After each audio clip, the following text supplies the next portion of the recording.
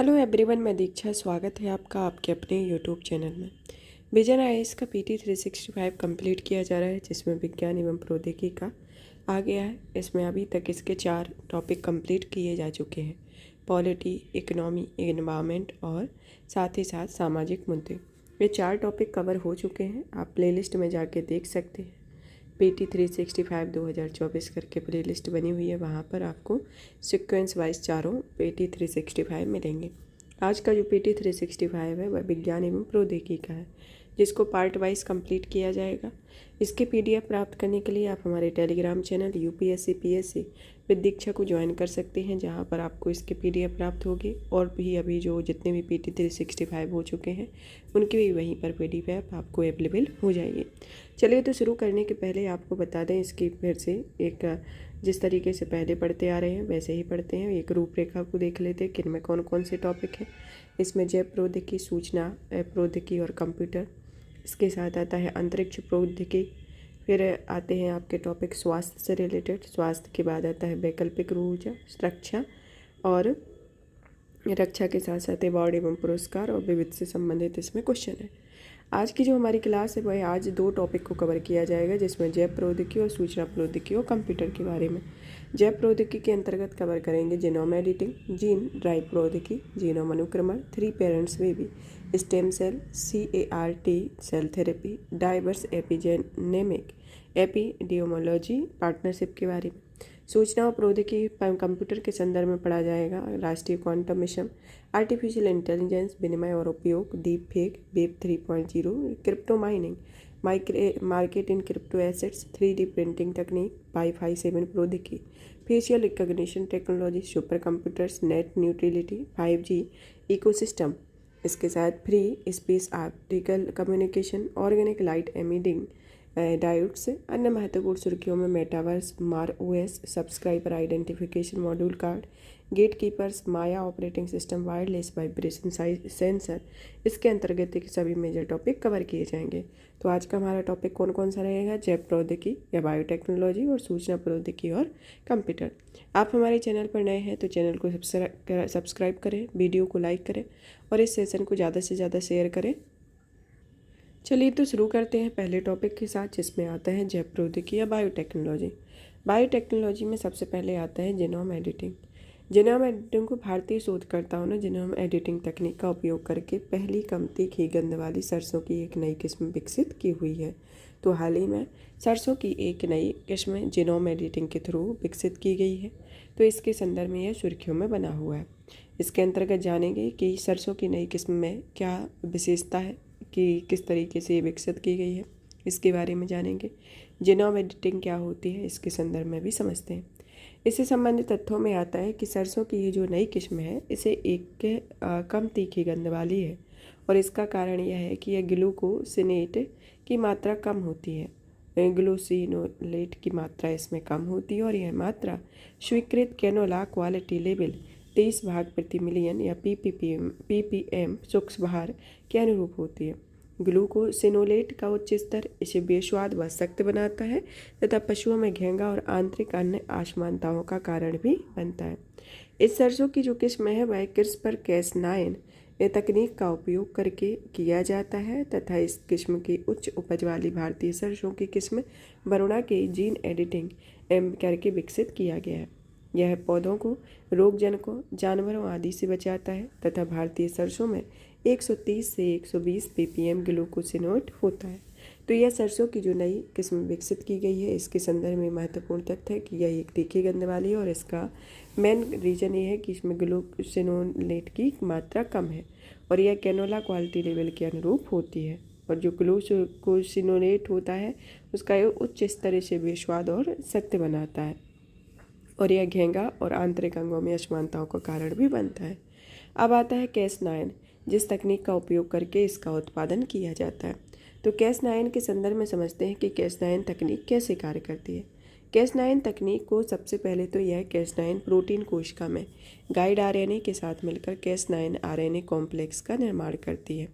फिर इसके बाद में कॉम्प्लेक्स स्पेंसर या पीले खंड के रूप में जो इसे प्रदर्शित किया गया है, इसके अंतर्गत ये जो आता है, तो इसमें यह खंड को एक सटीक मैचिंग जीनोमिक्स डीएनए अनुक्रम से जुड़ता है और फिर इसके बाद यह Cas9 आरएनए कॉम्प्लेक्स डीएनए की जो दोहरी कड़ियाँ हैं उनको काटता है, ये इस तरीके से ब्रेक करता है और यह प्रोग्राम्ड डीएनए को इन कटे हुए हिस्सों में जोड़ दिया जाता है। तो ये जो आपका ये बीच में इस हिस्से को इसको काटा गया है, तो इसको यहाँ पर प्रोग्राम डीएनए को जोड़ दिया जाता है। तो यह प्रक्रिया इस तरीके से चलती है। अब आता है कि जीनोम एडिटिंग आखिर होती क्या है, किस तरीके से वर्क करती है। जीनोम एडिटिंग के जरिए सजीवों जैसे कि पादप बैक्टीरिया प्राणी के डीएनए के कुछ बदलाव किए जाते हैं। डीएनए को एडिट करने से शारीरिक लक्षणों जैसे आँखों के रंग में बदलाव, अन्य बीमारी का खतरा भी कम हो सकता है। इसके तहत बदलाव के लिए साइट डायरेटेड न्यूक्लियस का उपयोग किया जाता है और इन बदलावों की कुल संख्या में न्यूक्लियोटाइड को जोड़ना, उनमें से कुछ को हटाना और प्रतिस्थापित करना शामिल होता है।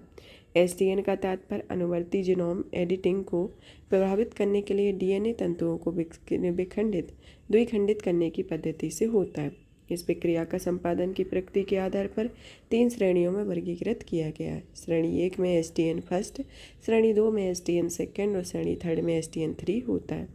एसडीएन फर्स्ट और एसडीएन सेकेंड दोनों में ही बाहरी आनुवांशिक सामग्री का प्रवेश नहीं कराया जाता और इसके परिणामस्वरूप जो फसल प्राप्त होती है उसका पारंपरिक फसल के समूह में भेद कर पाना मुश्किल होता है। दूसरी ओर एसडीएन 3 प्रक्रिया में बाहरी मूल के जीन का प्रवेश कराया जाता है। इस संबंध में उपयोग की जाने वाली अन्य विधि आती है क्रिस्पर तकनीक। क्रिस्पर तकनीक में आपको बता ही दिया गया है कि यहाँ पर एक हिस्से को काट दिया जाता है, वहाँ पर प्रोसेस्ड डीएनए को उसके अंदर स्थापित किया जाता है। तो यह एक प्रक्रिया चलती है। जीनोम एडिटिंग की जो अन्य तकनीकों में शामिल हैं जैसे जिंक फिंगर न्यूक्लियस और ट्रांसक्रिप्शन एक्यूवेटर लाइक रिफेक्टर न्यूक्लियस इसके अंतर्गत आते हैं। तो ये 2 प्रक्रियाएँ तो हैं, इसके अंतर्गत भी अन्य प्रक्रियाएँ आती हैं। आनुवांशिक रूप से संशोधित सजीवों के विपरीत जीन एडिटिंग के तहत गुणवत्ता सुधार के लिए मौजूदा आनुवांशिक सामग्री में संशोधन किया जाता है और गुणवत्ता में सुधार के लिए GMO transgene with acid gene शामिल किए जाते हैं और जीएम फसलों के लिए पर्यावरण वन जलवायु परिवर्तन मंत्रालय की आनुवांशिक इंजीनियरिंग मूल्यांकन समिति से पर्यावरणीय मंजूरी हासिल करना अनिवार्य होता है और जीईएसी को पर्यावरण संरक्षण अधिनियम 1986 के तहत स्थापित किया जाता है। जीनोम एडिटिंग के मुख्य उपयोग को देखा जाए तो इसमें आता है स्वास्थ्य के संदर्भ में कि आनुवांशिक रोगों के इलाज से संबंधित है। कृषि में यह कीट प्रतिरोधी फसलें, सूखे की स्थिति को सहने में सफल फसलें हैं और सिंथेटिक बायोलॉजी में यह कस्टम डिजाइन वाली विशेषताओं के साथ जीवों को तैयार करना है और जैव विविधता के संरक्षण के संदर्भ में इसमें इंडेंजर्ड प्रजातियों के जीनोम को संशोधित करना होता है। तो ये जीनोम एडिटिंग के ये मुख्य उपयोग होते हैं जो कि 4 भिन्न भिन्न क्षेत्रों के अंतर्गत आते हैं। अब आता है संबंधित घटनाक्रम एवं अवधारणाएं। सबसे पहले आती हैं जीएम फसलें। जीएम फसलें जो है वह अन्य प्रजातियों में अन्य जीन कृत्रिम में शामिल की जाती है। बीटी कपास जो है यह एक आनुवांशिक रूप से संशोधित फसल एवं ट्रांसजेनिक फसल होती है। इसमें जो जीवाणु पाए जाते हैं वह बैसिलस थुरिनजेनेसिस जीन को शामिल किया जाता है इनमें और यह प्रोटीन का निर्माण करते हैं जो बॉलवॉर्म कीटों के विषाक्त होते हैं। बीटी कपास एक मात्रक जीएम फसल है जिसमें भारत में व्यावसायिक खेती के लिए मंजूरी होती गई है और ऐसा कहा जाता है कि इसमें पिंक वॉर्म कीट के खिलाफ अपनी प्रभावकारिता खो दी है। हाल ही में जीईएसी ने राज्यों को एक प्रकार के ट्रांसजेनिक कपास के बीज का परीक्षण करने के लिए कहा हुआ है और एक राई2 AI जीन शामिल है जो कि कपास को पिंक बॉलवर्म के प्रति प्रतिरोधी बनाता है। बीटी कपास में बोलगार्ड फर्स्ट और बोलगार्ड सेकेंड तकनीक का उपयोग भी किया जाता है। 2012 में बीटी वैगन खेती की कोशिश की गई लेकिन इनका स्वास्थ्य एवं पर्यावरण पर नकारात्मक प्रभाव देखने को मिला था। जीएम मस्टर्ड धारा मस्टर्ड हाइब्रिड 11 के बारे में या DMH11 यह दिल्ली विश्वविद्यालय द्वारा विकसित ट्रांसजेनिक सरसों की एक किस्म है। इस किस्म के अंतर्गत 2 बाहरी जीन बार्नेज और बॉर स्टार को शामिल किया गया है। इसे मिट्टी के पाए जाने वाले बेसिलस एमाइलोफिसेंशियल्स नामक जीवाणु से लिया गया है। या DMH11 का निर्माण सरसों की 2 किस्मों जिसमें बर्ना और अर्ली हीरा 2 को मिलाकर किया जाता है। DMH11 एक ट्रांसजेनिक फसल होती है जिसमें विभिन्न प्रजातियों की बाहरी जीन का उपयोग किया जाता है। अब आता है एंजाइम रिप्लेसमेंट थेरेपी। यह जो थेरेपी है इसे United state food and drug administration ने दुनिया की पहली एंजाइम रिप्लेसमेंट थेरेपी को मंजूरी दी है। इस थेरेपी का नाम एडजिमा है और यह पहला रिकॉम्बिनेंट प्रोटीन उत्पाद है। इसे ऑन डिमांड ERT के लिए मंजूरी दी गई है। इसे कंजेनिटल थ्रोम्बोटिक थ्रोम्बोसाइटोपेनिक पुरपुरा नामक एक दुर्लभ ब्लड क्लॉटिंग विकार का इलाज किया जाएगा। और जिन व्यक्तियों की एंजाइम की कमी होती है वह ठीक से कार्य नहीं कर रहा होता है और इसे ERT के तहत रिप्लेसमेंट एंजाइम दिया जाता है। रिकॉम्बिनेंट DNA टेक्नोलॉजी यह पादपों की विभिन्न प्रजातियों में प्राणियों से पादपों तक और सूक्ष्म जीवों से बड़े जीवों तक जीन को स्थानांतरित करना संभव बनाता है, तो इसके अंतर्गत आता है। अब आता है जीन ड्राइव प्रौद्योगिकी के बारे में। जीन ड्राइव प्रौद्योगिकी या टेक्नोलॉजी पर आधारित परीक्षण के लिए मच्छरों की एक आबादी को काफ़ी कमी लाने में सफलता देखी गई है और इसके तहत मादा मच्छरों की जनन क्षमता को भी समाप्त कर दिया गया है, जिसमें इसमें एक सामान्य वंशानुक्रम दिखाया गया है जो परिवर्तित जीन फैलाता नहीं है और इसमें परिवर्तित जीन सदैव वंशानुगत होता है, जो कि जीन ड्राइव वंशानुगत के संदर्भ में इसे को दिखाया गया। GDT या फिर जीन ड्राइव टेक्नोलॉजी एक प्रकार की आनुवांशिक इंजीनियरिंग तकनीक होती है। इस तकनीक में मेंडेलियन वंशानुक्रम के निर्धारित नियमों को बदलने के लिए जीन में संशोधन किया जाता है। सरल शब्दों में कहा जाए तो जीन ड्राइव जो है वह एक प्रकार की आनुवांशिक इंजीनियरिंग तकनीक होती है और इस तकनीक के जरिए जीन को संशोधित किया जाता है, जिसके चलते निर्धारित जीन आनुवांशिक रूप से वर्णक्रम में शामिल होता है। मेंडेलियन वंशानुक्रम में माता पिता से आनुवांशिक लक्षणों की संतान में स्थानांतरित होने के पैटर्न को संदर्भित किया जाता है। जीन ड्राइव की मुख्यतः देखा जाए तो 3 घटक होते हैं। पहला आता है जीन, दूसरा आता है GNA को काटने के लिए Cas9 एंजाइम और तीसरा आता है क्रिस्पर अर्थात रिपीटेटिव DNA अनुक्रम। इन 3 घटकों के जरिए इनकोड की गई आनुवांशिक सामग्री को मूल जीन के स्थान पर जीव के DNA में जोड़ दिया जाता है और इस जोड़े हुए जीन की अगली पीढ़ी में इसे स्थानांतरित भी किया जाता है, जिससे ये जीन तेजी से आबादी में फैल जाते हैं। अब आता है जीन ड्राइव टेक्नोलॉजी के मुख्य उपयोग के बारे में। पहला आता है वेक्टर जनित बीमारियों पर नियंत्रण। कि जीन ड्राइव टेक्नोलॉजी का उपयोग मलेरिया, डेंगू और जीका वायरस फैलाने वाले मच्छरों को खत्म करने के लिए किया जाता है। कृषिगत कीटों पर नियंत्रण के लिए जीन ड्राइव टेक्नोलॉजी का उपयोग कृदंतों जैसे आक्रामक प्रजातियों को नियंत्रित करने के लिए किया जाता है। इसके अंतर्गत अब नेक्स्ट आता है जीनोम अनुक्रमण या जीनोम सीक्वेंसिंग के बारे में। वैज्ञानिकों ने लॉन्ग रीड जीनोम अनुक्रम तकनीक के जरिए Y गुणसूत्र को सफलतापूर्वक अनुक्रमित किया है। चलिए तो जानते हैं जीनोम अनुक्रमण के बारे में। जीनोम सीक्वेंसिंग एक तरीके से DNA के स्टैंड में क्षार युग्मों के सटीक क्रम का पता लगाना ही अनुक्रमण या सीक्वेंसिंग कहलाता है, यानी कि एडेनिन, साइटोसिन, ग्वानिन और थाइमिन का क्रम जानना जो किसी जीव के DNA को बनाते हैं। जीनोम किसी सजीव के DNA का एक पूरा सेट होता है और इसमें सभी गुणसूत्र शामिल होते हैं जिनमें DNA और जीन DNA होता है। जीनोम अनुक्रमण के लिए लॉन्ग रीड तकनीक के अलावा शॉर्ट रीड तकनीक का भी उपयोग किया जाता है। शॉर्ट रीड अनुक्रमण वह होता है जिसके अंतर्गत इस अनुक्रमण में पहले जीनोम को छोटे छोटे खंडों में विभाजित किया जाता है, जिसे आमतौर पर 50 से 300 युग्म होते हैं और इस तकनीक का उपयोग बहुलता वाले विशिष्ट अनुक्रमणों की गणना करने और DNA अनुक्रम के विशिष्ट प्रतियों के बारे में जानने आदि के लिए किया जाता है।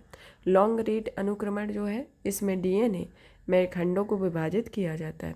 इन खंडों का अनुक्रमण के लिए एक टैगिंग दी जाती है ताकि प्रत्येक खंड को ट्रैक किया जा सके। हालांकि इन खंडों की लंबाई शॉर्ट रीड अनुक्रमणों के खंडों में अधिक होती है, इसलिए इसमें क्षार युग्मों की संख्या भी अधिक होती है, अतः इसके तहत DNA के बड़े खंडों का अनुक्रमण भी किया जाता है।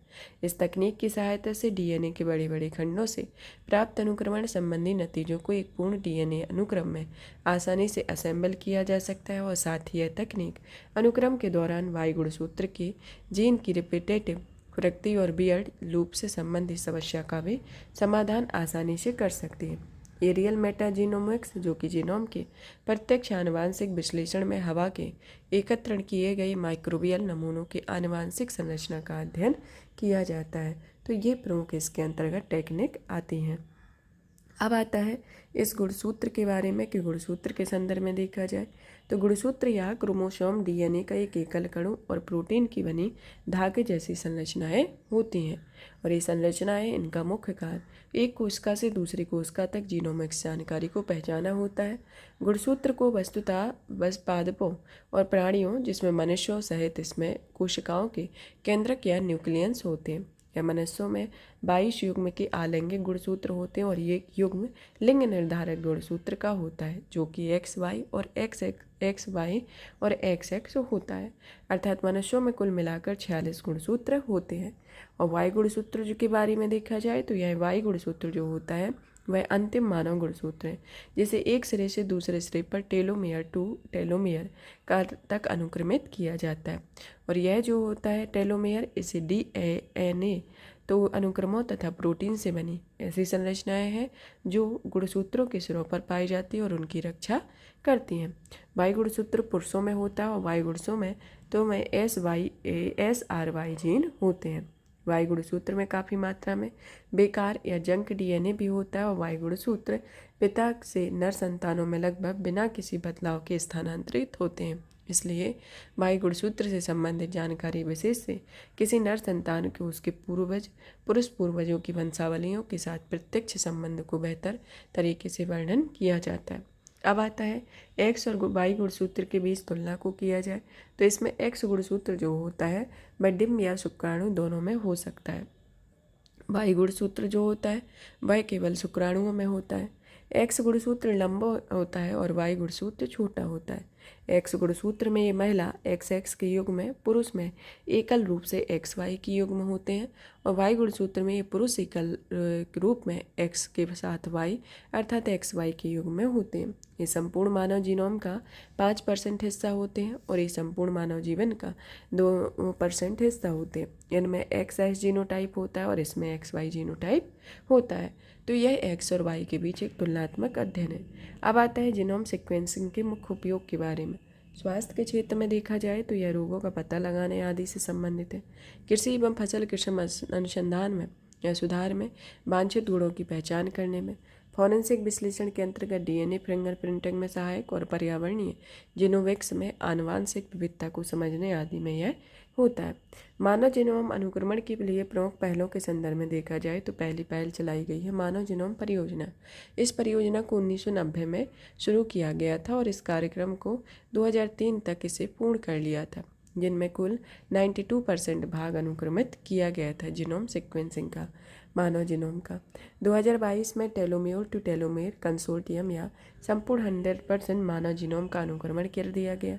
जीनोम इंडिया परियोजना, इस परियोजना को गृह प्रौद्योगिकी विभाग की एक पहल थी और इसका लक्ष्य रेफरेंस जीनोम बनाने के लिए पूरे भारत में नागरिकों से 10,000 आनुवंशिक नमूने एकत्रित करना है। और हालांकि हाल ही में DBT के 10,000 मानव जीनोम का अनुक्रमण पूरा करने की घोषणा की गई है। इंडिजन प्रोग्राम, यह जो प्रोग्राम है इसे CSIR ने अप्रैल 2019 में शुरू किया गया था, जिसके तहत देश भर में 1030 अस्वघोषित स्वस्थ भारतीयों के संपूर्ण जीनोम अनुक्रमण का पूरा कर लिया गया है। इसके अंतर्गत आता है। अब आता है 3 पेरेंट बेबी। 3 पेरेंट बेबी जो है हाल ही में UK के माइटोकॉन्ड्रियल डोनेशन ट्रीटमेंट प्रक्रिया की सहायता से एक शिशु का जन्म हुआ है। इस शिशु के जन्म की इस प्रक्रिया में 3 व्यक्तियों, जिसमें माता, पिता और एक महिला दाता के DNA का प्रयोग किया गया है। चलिए तो जानते हैं कि MDT क्या होता है या माइटोकॉन्ड्रियल डोनेशन ट्रीटमेंट क्या है। माइटोकॉन्ड्रियल डोनेशन ट्रीटमेंट के संदर्भ में समझने के पहले आपको बता दें कि माइटोकॉन्ड्रिया जो है वह कोशिका का पावर हाउस है। यह कोशिकाओं की ऊर्जा उत्पन्न करती है और यह केवल DNA केवल माता से ही प्राप्त होता है। अब आता है कि यह जो प्रक्रिया है, यह प्रक्रिया की क्या कार्यप्रणाली है कि माइटोकॉन्ड्रियल डोनेशन ट्रीटमेंट की जो कार्यप्रणाली है, इसमें सबसे पहले माता का जो निषेचित अंडाणु होता है वह एक माता पिता के न्यूक्लियर DNA को निकाल कर इसमें रख दिया जाता है। इसमें न्यूक्लियस DNA को निकाल कर रख दिया जाता है, जैसे यहाँ न्यूक्लियस है और ये आया स्वस्थ माइटोकॉन्ड्रिया है, तो इसे निकाल कर रख दिया है। दाता निश्चित अंडाणु में यह स्वस्थ माइटोकॉन्ड्रिया होता है और इसे के बाद दाता के न्यूक्लियर डीएनए को हटाकर इसे नष्ट कर दिया जाता है। फिर इसके बाद यह प्रक्रिया दाता के अंडाणु में आती है, जो कि माता पिता के न्यूक्लियस डीएनए को दाता के अंडाणु में प्रवेश करा दिया जाता है। तो यह डोनर की जो ट्रीटमेंट प्रणाली है वह इस तरीके से वर्क करती है। एमडीटी जो है बाय इन विट्रो फर्टिलाइजेशन या आईवीएफ की मदद से गर्भधारण करने हेतु उपयोग की एक तकनीक है। इसमें माता पिता के जेनेटिक मटेरियल और एक डोनर या दाता के माइटोकॉन्ड्रियल मटेरियल का उपयोग किया जाता है। इस तकनीक में रोगग्रस्त माइटोकॉन्ड्रियल को स्वस्थ माइटोकॉन्ड्रियल में बदल दिया जाता है, ताकि माइटोकॉन्ड्रियल रोग माता से संतान में हस्तांतरित ना हो सके। इसे एमडीटी तकनीक का उपयोग करके आईवीएफ के पहले या उसके बाद भी रोका जा सकता है। इसे माइटोकॉन्ड्रियल रिप्लेसमेंट थेरेपी भी कहा जाता है और साथ ही 3 व्यक्तियों के शामिल होने के कारण इसे 3 पेरेंट बेबी प्रक्रिया के रूप में जाना जाता है। एमडीटी की क्रियाविधि भ्रूण में बायोलॉजिकल माता पिता के अंडाणु, शुक्राणु और डोनर के अंडाणु से प्राप्त माइटोकॉन्ड्रिया शामिल होता है। माइटोकॉन्ड्रियल डीएनए में या डोनेशन में प्रयोग की जाने वाली तकनीकों में आम तकनीकें आती है, जैसे maternal spindle transfer, pronuclear transfer. Mitochondrial donation में प्रयोग की जाने वाली ये 2 आम तकनीकें होती हैं। इन दोनों तकनीकों के माध्यम से न्यूक्लियर जेनेटिक मटेरियल और डोनेट किए गए स्वस्थ माइटोकॉन्ड्रियल का उपयोग करके अंडाणु और भ्रूण तैयार किए जाते हैं। अब आता है इस तकनीक के मुख्य उपयोग को देखा जाए तो इसका एक उपयोग तो आनुवांशिक सुधार में किया जाता है, जिसमें महिलाओं को बायोलॉजिकल संतान प्राप्त करने में मदद मिल सकती है, जिससे अंडाणुओं की गुणवत्ता निम्न स्तर पर है। और दूसरी आती है जनन संबंधी स्वतंत्रता, जो कि ऐसी महिला कपल्स को लाभान्वित कर सकता है जो आनुवांशिक रूप से दोनों से संबंधित संतान प्राप्त करने के इच्छुक हो। अब आता है संबंधित घटनाक्रम, जो कि कोशिका मुक्त डीएनए के संदर्भ में होता है या सेल फ्री डीएनए के संदर्भ में। जैसे सेल फ्री डीएनए जो होते हैं वह न्यूक्लिक एसिड के छोटे छोटे टुकड़े होते हैं।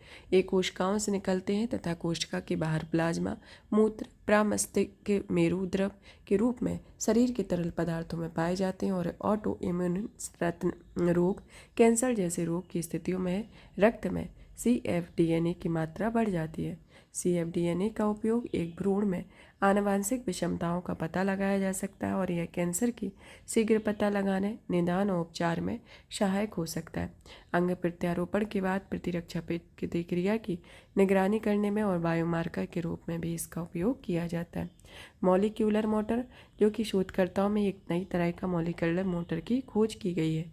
यह एक मोटर प्रोटीन भी इसे कहा जाता है और यह मॉलिक्यूलर प्रोटीन जो होता है, यह मोटर जो होती है वह कोशिका के भीतर मौजूद काफ़ी महत्वपूर्ण मॉलिक्यूलर मशीनें होती हैं। ये ATP नामक मॉलिक्यूल में संग्रहित रासायनिक ऊर्जा को यांत्रिक कार्य में परिवर्तित करती है। तो इसके अंतर्गत यह आता है। अब आता है हमारा इसी में स्टेम सेल के बारे में। स्टेम सेल के संदर्भ में देखा जाए तो स्टेम सेल वैज्ञानिकों की एक टीम ने स्टेम सेल का उपयोग करके विश्व के पहले कृत्रिम मानव भ्रूण जैसी संरचनाओं का विकास किया हुआ है। तो यह मानव कृत्रिम भ्रूण के संदर्भ में यह सुर्खियों में बना हुआ है। चलिए तो जानते हैं कि स्टेम सेल प्रत्यारोपण कैसे किया जाता है। स्टेम सेल में सबसे पहले मरीज का पूर्व उपचार किया जाता है। सबसे पहले मरीज का इसमें पूर्व उपचार किया जाता है कि मरीज के अस्थि मज्जा या बोन मैरो से हेमोटोपोएटिक स्टेम सेल या HSA को रक्त धारा में प्रवेश कराया जाता है, क्योंकि जो आपका अस्थि मज्जा या बोन मैरो होता है वहीं से RBC का निर्माण होता है। तो ये आपका जो पूर्व पर उपचार होता है तो सबसे पहले अस्थि मज्जा में होता है। इसमें रक्त धाराओं में हेमोटोपोएटिक स्टेम सेल को रक्त में कोशिकाओं में इसमें प्रवेश कराया जाता है। इसके बाद मरीज के शरीर से ब्लड स्टेम को प्राप्त किया जाता है। इसके बाद जो व्यक्ति का जो शरीर से ब्लड स्टेम को प्राप्त किया जाता है, फिर रक्त के नमूने से स्टेम सेल को निकाल कर अलग किया जाता है। मतलब जो आपके रक्त में स्टेम सेल है उनको अलग किया जाता है। फिर जो शेष रक्त को मरीज के शरीर में वापस चढ़ा दिया जाता है। मतलब कि जितनी पर्याप्तता होती है स्टेम सेल की उसको निकाल लिया जाता है और फिर जितना भी रक्त बचता है उसको व्यक्ति के शरीर में पुनः चढ़ा दिया जाता है। इसके बाद जो प्रक्रिया होती है उसमें ज़रूरत पड़ने पर स्टेम सेल को फ्रोजन में रखा जाता है। फिर विगलित या थ्रोव्ड स्टेम सेल को वापस मरीज के शरीर में प्रवेश कराया जाता है और अस्थि मज्जा को नए सिरे में रक्त कर्णिकाएं बनाने में मदद के लिए मरीजों को सहायक चिकित्सा का प्रदान की जाती है। तो इस तरीके से यह प्रक्रिया चलती है, जिसमें आपका सबसे पहले स्टेम सेल का प्रवेश जो कराया जाता है वह अस्थि मज्जा या बोन मैरो के स्थान में से प्रवेश कराया जाता है। फिर मनुष्य के शरीर में ब्लड सेल प्राप्त किया जाता है, जिसमें से ब्लड सेल निकाल कर अलग कर दिए जाते हैं और जो शेष रक्त होता है उसको पुनः व्यक्ति के शरीर में प्रवेश कराया जाता है। ज़रूरत पड़ने पर इसे स्टेम सेल फ्रोजन में भी रखा जाता है और इसे स्टेम सेल को वापस मरीज के शरीर में प्रवेश कराया जाता है और उसके पश्चात अस्थि मज्जा के एक नए सिरे में रक्त कणिकाएं बनाने में मदद के लिए मरीज को चिकित्सा सहायता प्रदान की जाती है। तो स्टेम सेल का प्रत्यारोपण इस तरीके से होता है। अब आता है कि इसकी खोज के बारे में जानते हैं कि इसको कैसे सक्सेसफुल बनाया गया। कि ये सिंथेटिक भ्रूण जो है वह मानव विकास के प्रारंभिक चरणों की प्राकृतिक भ्रूणों के समान प्रतीत होता है। इन कृत्रिम मानव भ्रूणों जैसी संरचनाओं में धड़कते हृदय या मस्तिष्क के विकास का अभाव होता है, परंतु इसमें ऐसी कोशिकाएं होती हैं जो गर्भनाल, अंडपीत कोश और भ्रूण के रूप में ले सकती हैं। सिंथेटिक भ्रूण के लाभ को देखा जाए तो यह मॉडल वैज्ञानिकों को आनुवंशिक प्रभावों को समझने में मदद करेंगे और यह बार बार होने वाले गर्भपात के पीछे जैविक कारणों को समझने में मदद भी करते हैं। इसमें विकासशील भ्रूण और आनुवंशिक, एपिजेनेटिक और पर्यावरणीय प्रभाव को समझने में मदद मिलेगी।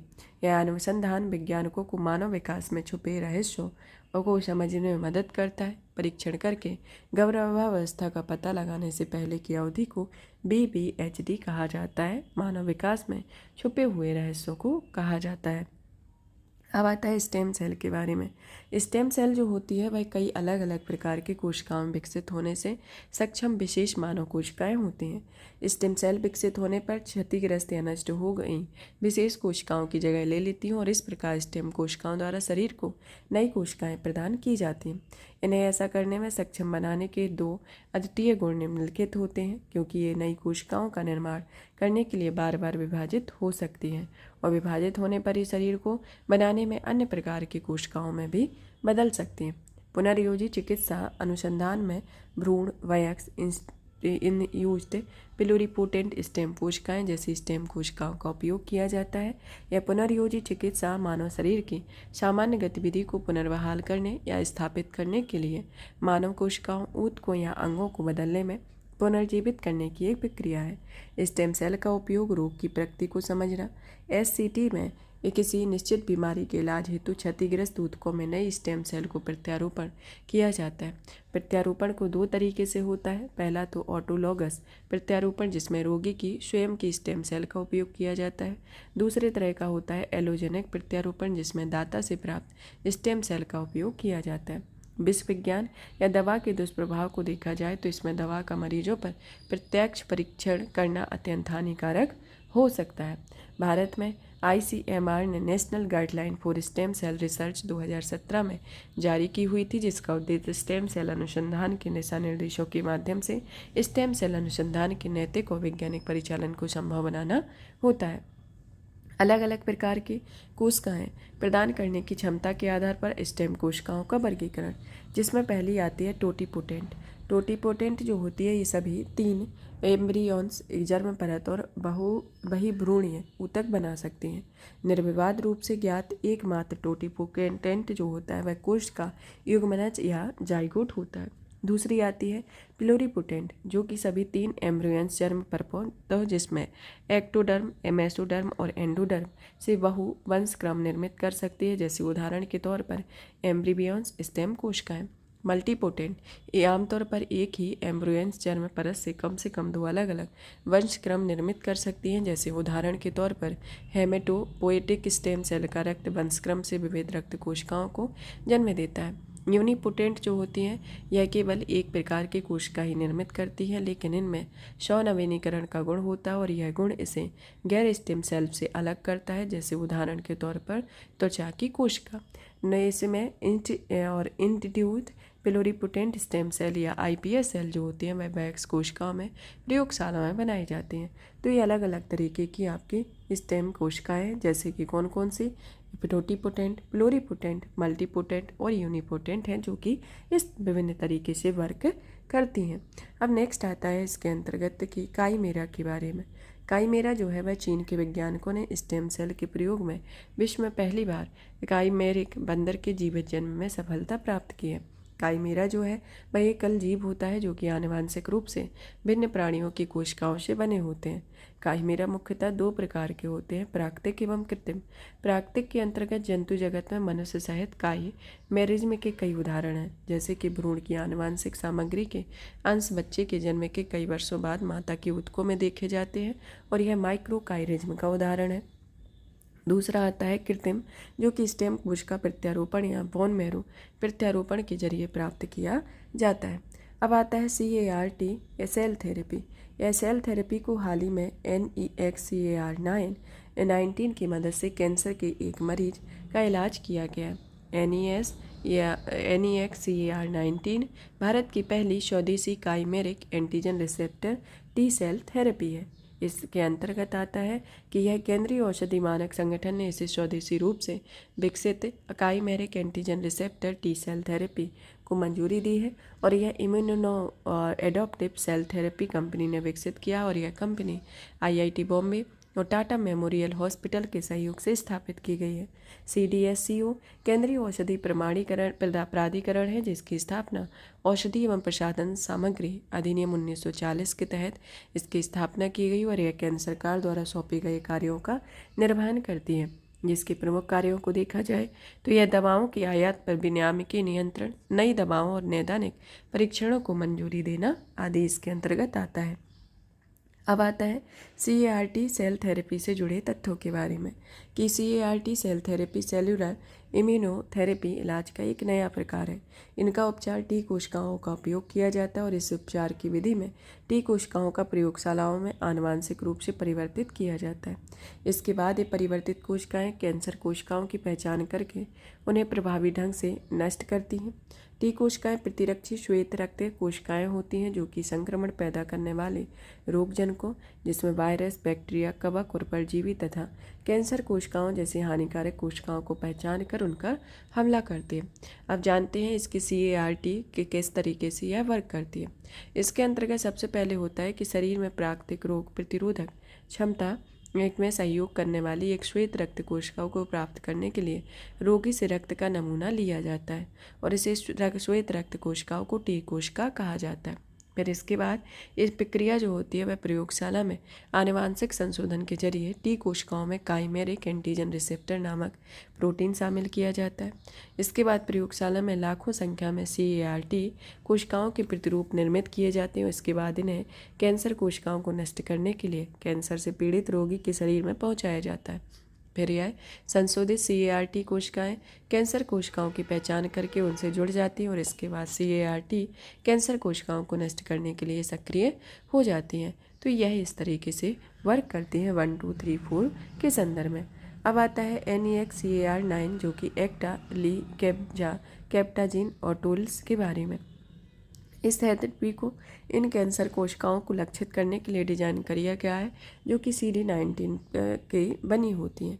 बी लिम्फोसाइट के लिए कैंसर कोशिकाओं के पहचानने के लिए CD19 प्रोटीन जो कि एक बायोमार्कर के रूप में कार्य करता है। बायोमार्कर एक मापने योग्य जैविक संकेतक होता है जो शरीर में होने वाली सामान्य जैविक प्रक्रियाओं, रोग के बढ़ने या चिकित्सा के प्रभाव को दर्शाते हैं। इस थेरेपी में बी सेल लिम्फोमा और ल्यूकेमिया का उपचार किया जाता है और कैंसर कोशिकाओं को लक्षित करने के लिए रोगी की टी कोशिकाओं को आनुवंशिक रूप से संशोधित किया जाता है, जबकि कीमोथेरेपी में दवाओं का उपयोग किया जाता है। इसका लाभ जो होता है वह उच्च सटीकता, एकल या कुछ एक इन्फ्यूजन आधारित उपचार होता है। व्यक्तिगत उपचार इसके अंतर्गत आता है। CAR-T थेरेपी अपनाने में चुनौतियों को देखा जाए तो इसमें आता है कि CAR-T कोशिकाओं के प्रसार का कारण बनता है जिससे साइटोकिन रिलीज सिंड्रोम हो जाता है जो कि रक्त प्रवाह में प्रचुर मात्रा में साइटोकिन स्रावित होने लगता है जिससे CRS कहा जाता है जो कि तीव्र प्रतिरक्षा प्रणाली में प्रतिक्रिया शुरू होती है। साइटोकिन सामान्य प्रतिरक्षा प्रतिक्रिया में महत्वपूर्ण भूमिका निभाते हैं जो कि साइटोकिन के अति उत्पादन की एक ऐसी प्रतिरक्षा प्रतिक्रिया का कारण बनता है जो अंगों, विशेष रूप से फेफड़ों और गुर्दों को नुकसान पहुंचा सकता है, यहाँ तक कि मृत्यु का भी कारण बन सकता है। साइटोकिन स्टॉर्म किसी संक्रमण, आइटो इम्यून स्थिति या इस बीमारी के परिणाम स्वरूप होता है और यह न्यूरोलॉजिकल विषाक्तता की एक अन्य चुनौती भी होती है। अब आता है इसके संदर्भ में कि लिम्फोसाइट कोशिकाओं के बारे में। लिम्फोसाइट जो है यह एक प्रकार की श्वेत रक्त कोशिकाएं होती हैं जो रक्त में प्रवाहित होती हैं और यह हमारे शरीर में प्रतिरक्षा प्रणाली का हिस्सा है। लिम्फोसाइट दो प्रकार के मुख्य प्रकार हैं जिसमें टी कोशिकाएं, बी कोशिकाएं होती हैं। टी कोशिकाएं जो होती हैं वह हमारे शरीर पर हमला करने वाले बाहरी रोगाणुओं से रक्षा करती हैं और इसके अलावा ये कोशिकाएं एक जैविक पदार्थ में साइटोकिन का भी उत्पादन करती हैं जो प्रतिरक्षा प्रणाली के अन्य भागों को सक्रिय करने में मदद करती हैं। बी कोशिकाएं शरीर में एंटीबॉडी में अणुओं का उत्पादन करती हैं और ये एंटीबॉडी हमलावर वायरस या बैक्टीरिया की पहचान करके उनसे नष्ट कर सकते हैं। ये दोनों अस्थिमज्जा में ही उत्पन्न और परिपक्व होती हैं और ये सेल मेडिएटेड इम्यूनिटी में केंद्रीय भूमिका निभाती हैं और ये ह्यूमरल इम्यूनिटी के लिए उत्तरदायी होती हैं। तो ये लिम्फोसाइट कोशिकाओं के संदर्भ में आता है। अब आता है इससे संबंधित घटनाक्रम को देखा जाए तो ऊतक अभियांत्रिकी के संदर्भ में या टिश्यू इंजीनियरिंग के संदर्भ में कि यह CDSCO में त्वचा के घावों को ठीक करने के लिए स्वदेशी रूसी रूप से विकसित पहले पशु उत्पन्न ऊतक अभियांत्रिकी इसके फोल्ड को मंजूरी दी है। यह ऊतक अभियांत्रिकी बायोमेडिकल इंजीनियरिंग का विषय होता है। इसका संबंध शरीर के बाहर ऊतकों और कोशिकीय उत्पादों को बनाने, शरीर के भीतर क्षतिग्रस्त ऊतकों की मरम्मत करने में होता है। ऊतक अभियांत्रिकी वैकल्पिक ऊतकों को विकसित करने या शरीर के भीतर के ऊतकों के पुनर्विकास को बढ़ावा देने के लिए कोशिकाओं, इसके फोल्ड और वृद्धि कारकों को संयुक्त करती है। इसमें कृत्रिम त्वचा और उपास्थि अभियांत्रिकी ऊतकों के उदाहरण होते हैं। इसके अंतर्गत आता है कैंसर कोशिकाओं के लिए किल स्विच के बारे में, जो कि एक प्रकार का इसकी खोज की गई है। यह कोशिकाओं को मार कर सकता है, कैंसर कोशिकाओं को मार सकता है। या वैज्ञानिकों ने CD95 रिसेप्टर एक महत्वपूर्ण एपिटोप की पहचान की है जो कि कैंसर कोशिकाओं को मार सकता है। एपिटोप प्रोटीन का वह हिस्सा होता है जो कैंसर कोशिकाओं को मारने के लिए बड़े प्रोटीन को सक्रिय कर सकता है। CD95 रिसेप्टर एक संकेत भेजते हैं जिससे कोशिकाएं स्वयं नष्ट हो जाती हैं और CD95 रिसेप्टर को फस भी कहा जाता है। भविष्य की कैंसर दवाएं कैंसर ट्यूमर के खिलाफ प्रभावी बनने के लिए CD95 रिसेप्टर की गतिविधि को बढ़ा सकती हैं और अभी कैंसर का इलाज सर्जरी, कीमोथेरेपी, रेडिएशन की सहायता से किया जाता है। इसके अंतर्गत आता है। अब आता है डाइवर्स एपिडेमियोलॉजी पार्टनरशिप के बारे में या डीप के बारे में। यह CSIR कोशिकीय और आणविक जीव विज्ञान केंद्र डाइवर्स एपिडेमियोलॉजी पार्टनरशिप परियोजना का एक विश्व के अनुसंधान समूहों के साथ सहयोग करना होता है। एपिजेनेटिक एपिडेमियोलॉजी क्या है, इसके संदर्भ में जानते हैं कि यह एक एपिडेमियोलॉजी का एक भाग है। इस एपिडेमियोलॉजी में किसी आबादी में स्वास्थ्य और रोगों से संबंधित पैटर्न के कारकों का परीक्षण किया जाता है। एपिजेनेटिक्स से आशय इस बात का अध्ययन करना होता है कि यह व्यवहार और परिवेश में आने वाले आपके जीन के काम करने की मतलब कि आने वाले बदलावों में जीन के काम करने की तकनीकी को कैसे प्रभावित कर सकते हैं। जैसे आनुवांशिक परिवर्तनों के विपरीत एपिजेनेटिक परिवर्तन अस्थायी होते हैं जो कि सामान्य स्थिति में आ जा सकता है। ये परिवर्तन DNA अनुक्रम को नहीं बदलते और इस शरीर पर DNA अनुक्रम को समझने के तरीके को जरूर बदल सकते हैं। एपिजेनेटिक बदलाव एक सामान्य DNA मिथाइलेशन होता है जो कि DNA के तहत DNA अणु में मिथाइल समूह को जोड़ता है, जो कि इस तरीके से यह प्रक्रिया होती है जो कि DNA मिथाइलेशन की प्रक्रिया को होती है जो कि इस तरीके से इसमें यह जुड़ा होता है। अब आता है कि इसमें जीन प्रमोटर क्षेत्र में DNA मिथाइलेशन उच्च स्तर से जीन को सुस्त से निष्क्रिय कर सकता है और इस जीन को उसका कार्य करने से रोका जा सकता है, जिसे जीन साइकिलिंग कहा जाता है।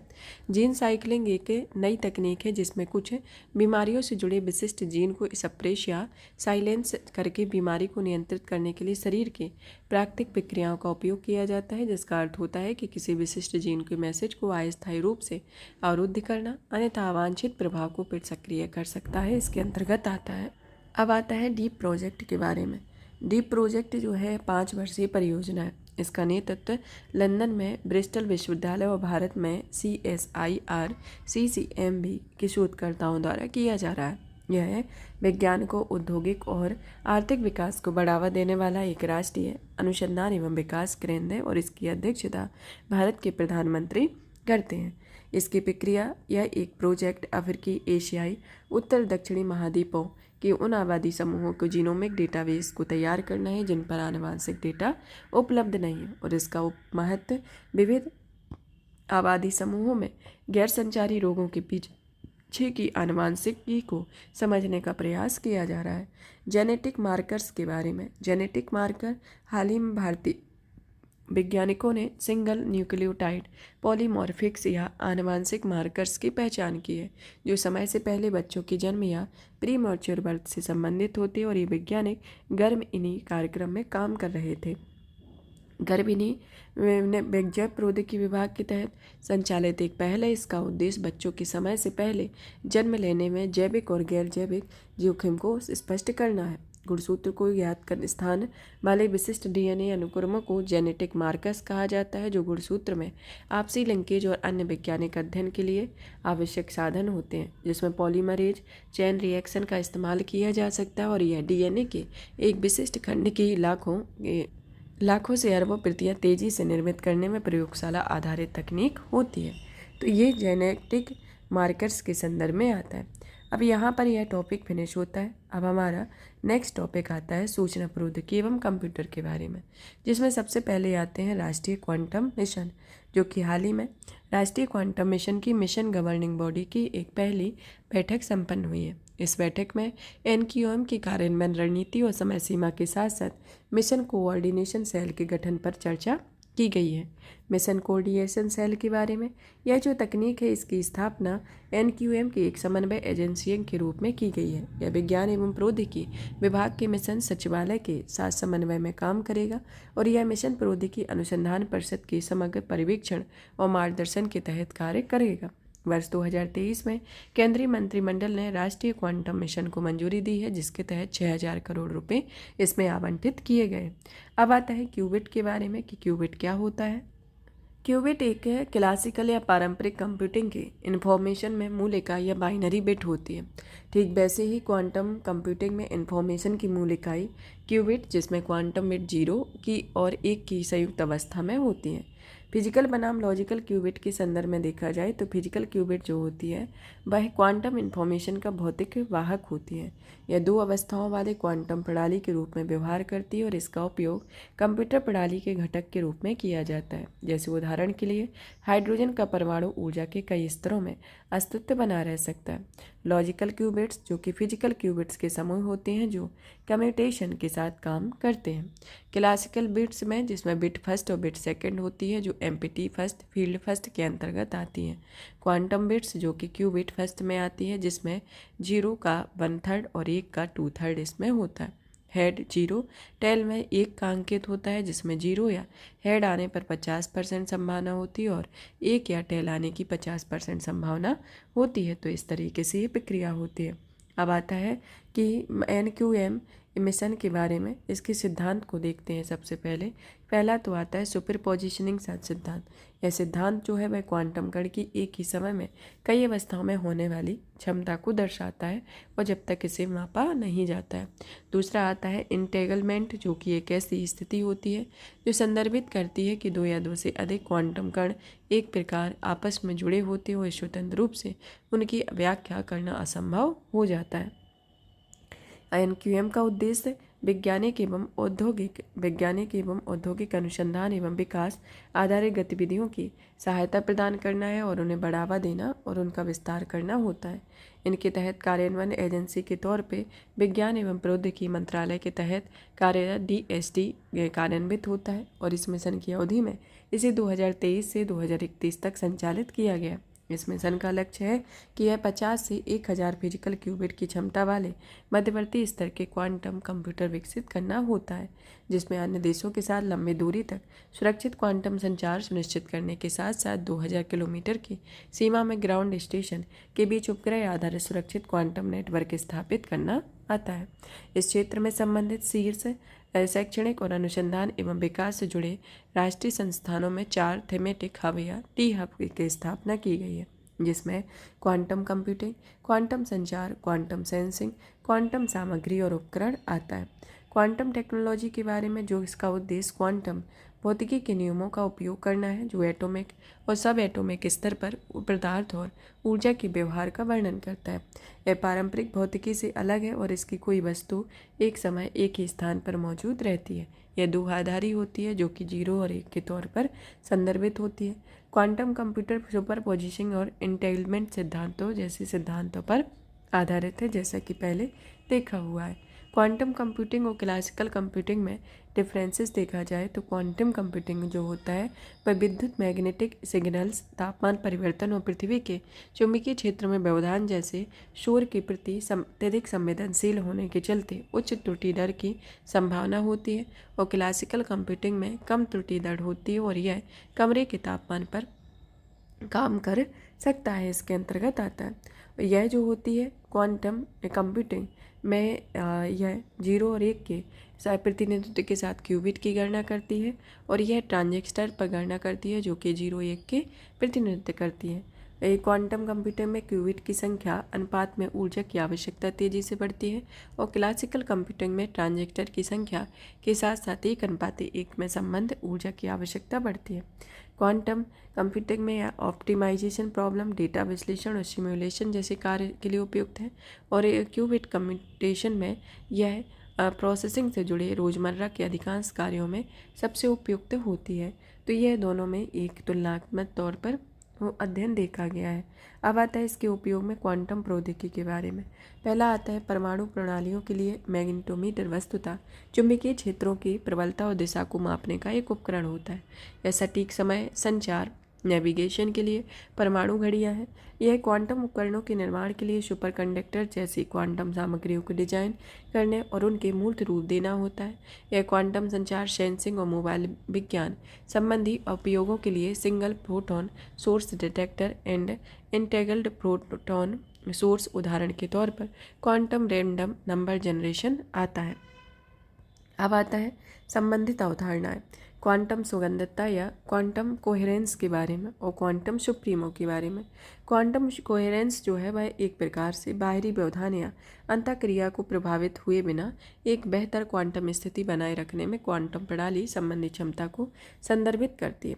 क्लासिकल फिजिक्स में घर्षण, गर्मी और बाहरी व्यवधानों के प्रभाव के कारण सिस्टम समय में सुगमता को खो देता है और ये गुण क्वांटम प्रौद्योगिकियों जैसे क्वांटम कंप्यूटिंग और कम्युनिकेशन क्वांटम के लिए आवश्यक होती हैं। अब आता है क्वांटम सुप्रीमो, जो कि अप्रत्याशित गति के पहले असंभव मानी जाने वाली कैलकुलेशन करके क्लासिकल कंप्यूटिंग की तुलना में क्वांटम कंप्यूटिंग के प्रभुत्व और लाभ को प्रयोगात्मक प्रदर्शन को संदर्भित करती है। अब आता है आर्टिफिशियल इंटेलिजेंस विनिमय और उपयोग के बारे में। इसे यूनाइटेड किंगडम ने लंदन के पास बर्किंघमशायर के ब्लेचले पार्क में विश्व का पहला AI सुरक्षा शिखर सम्मेलन आयोजित किया हुआ है। इसके अलावा इस सम्मेलन में ब्लेचले घोषणा पत्र को अपनाया गया हुआ है। ब्लेचले घोषणा पत्र के बारे में ये आर्टिफिशियल इंटेलिजेंस संबंधी सुरक्षा दुनिया का पहला समझौता है। इसमें AI से जुड़े जोखिमों का आकलन करने के लिए मिलकर काम करने का संकल्प लिया गया है। इस घोषणा पत्र में यूरोपीय संघ और 28 अन्य देशों ने हस्ताक्षर किए हैं, जिसमें भारत भी इसका हिस्सा है।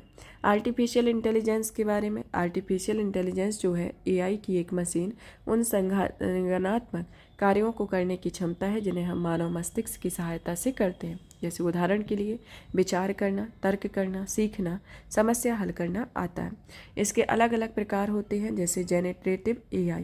जेनरेटिव AI है यह जो डीप लर्निंग मॉड्यूल जैसे कि ओपन AI का चैटबॉट या GPT, गूगल का बार्ड, सोरा, DALL-E, कृत्रिम भारत का AI मॉडल उपयोग करके गुणवत्ता वाले कंटेंट जैसे टेक्स्ट, स्पीच आदि का सृजन करता है।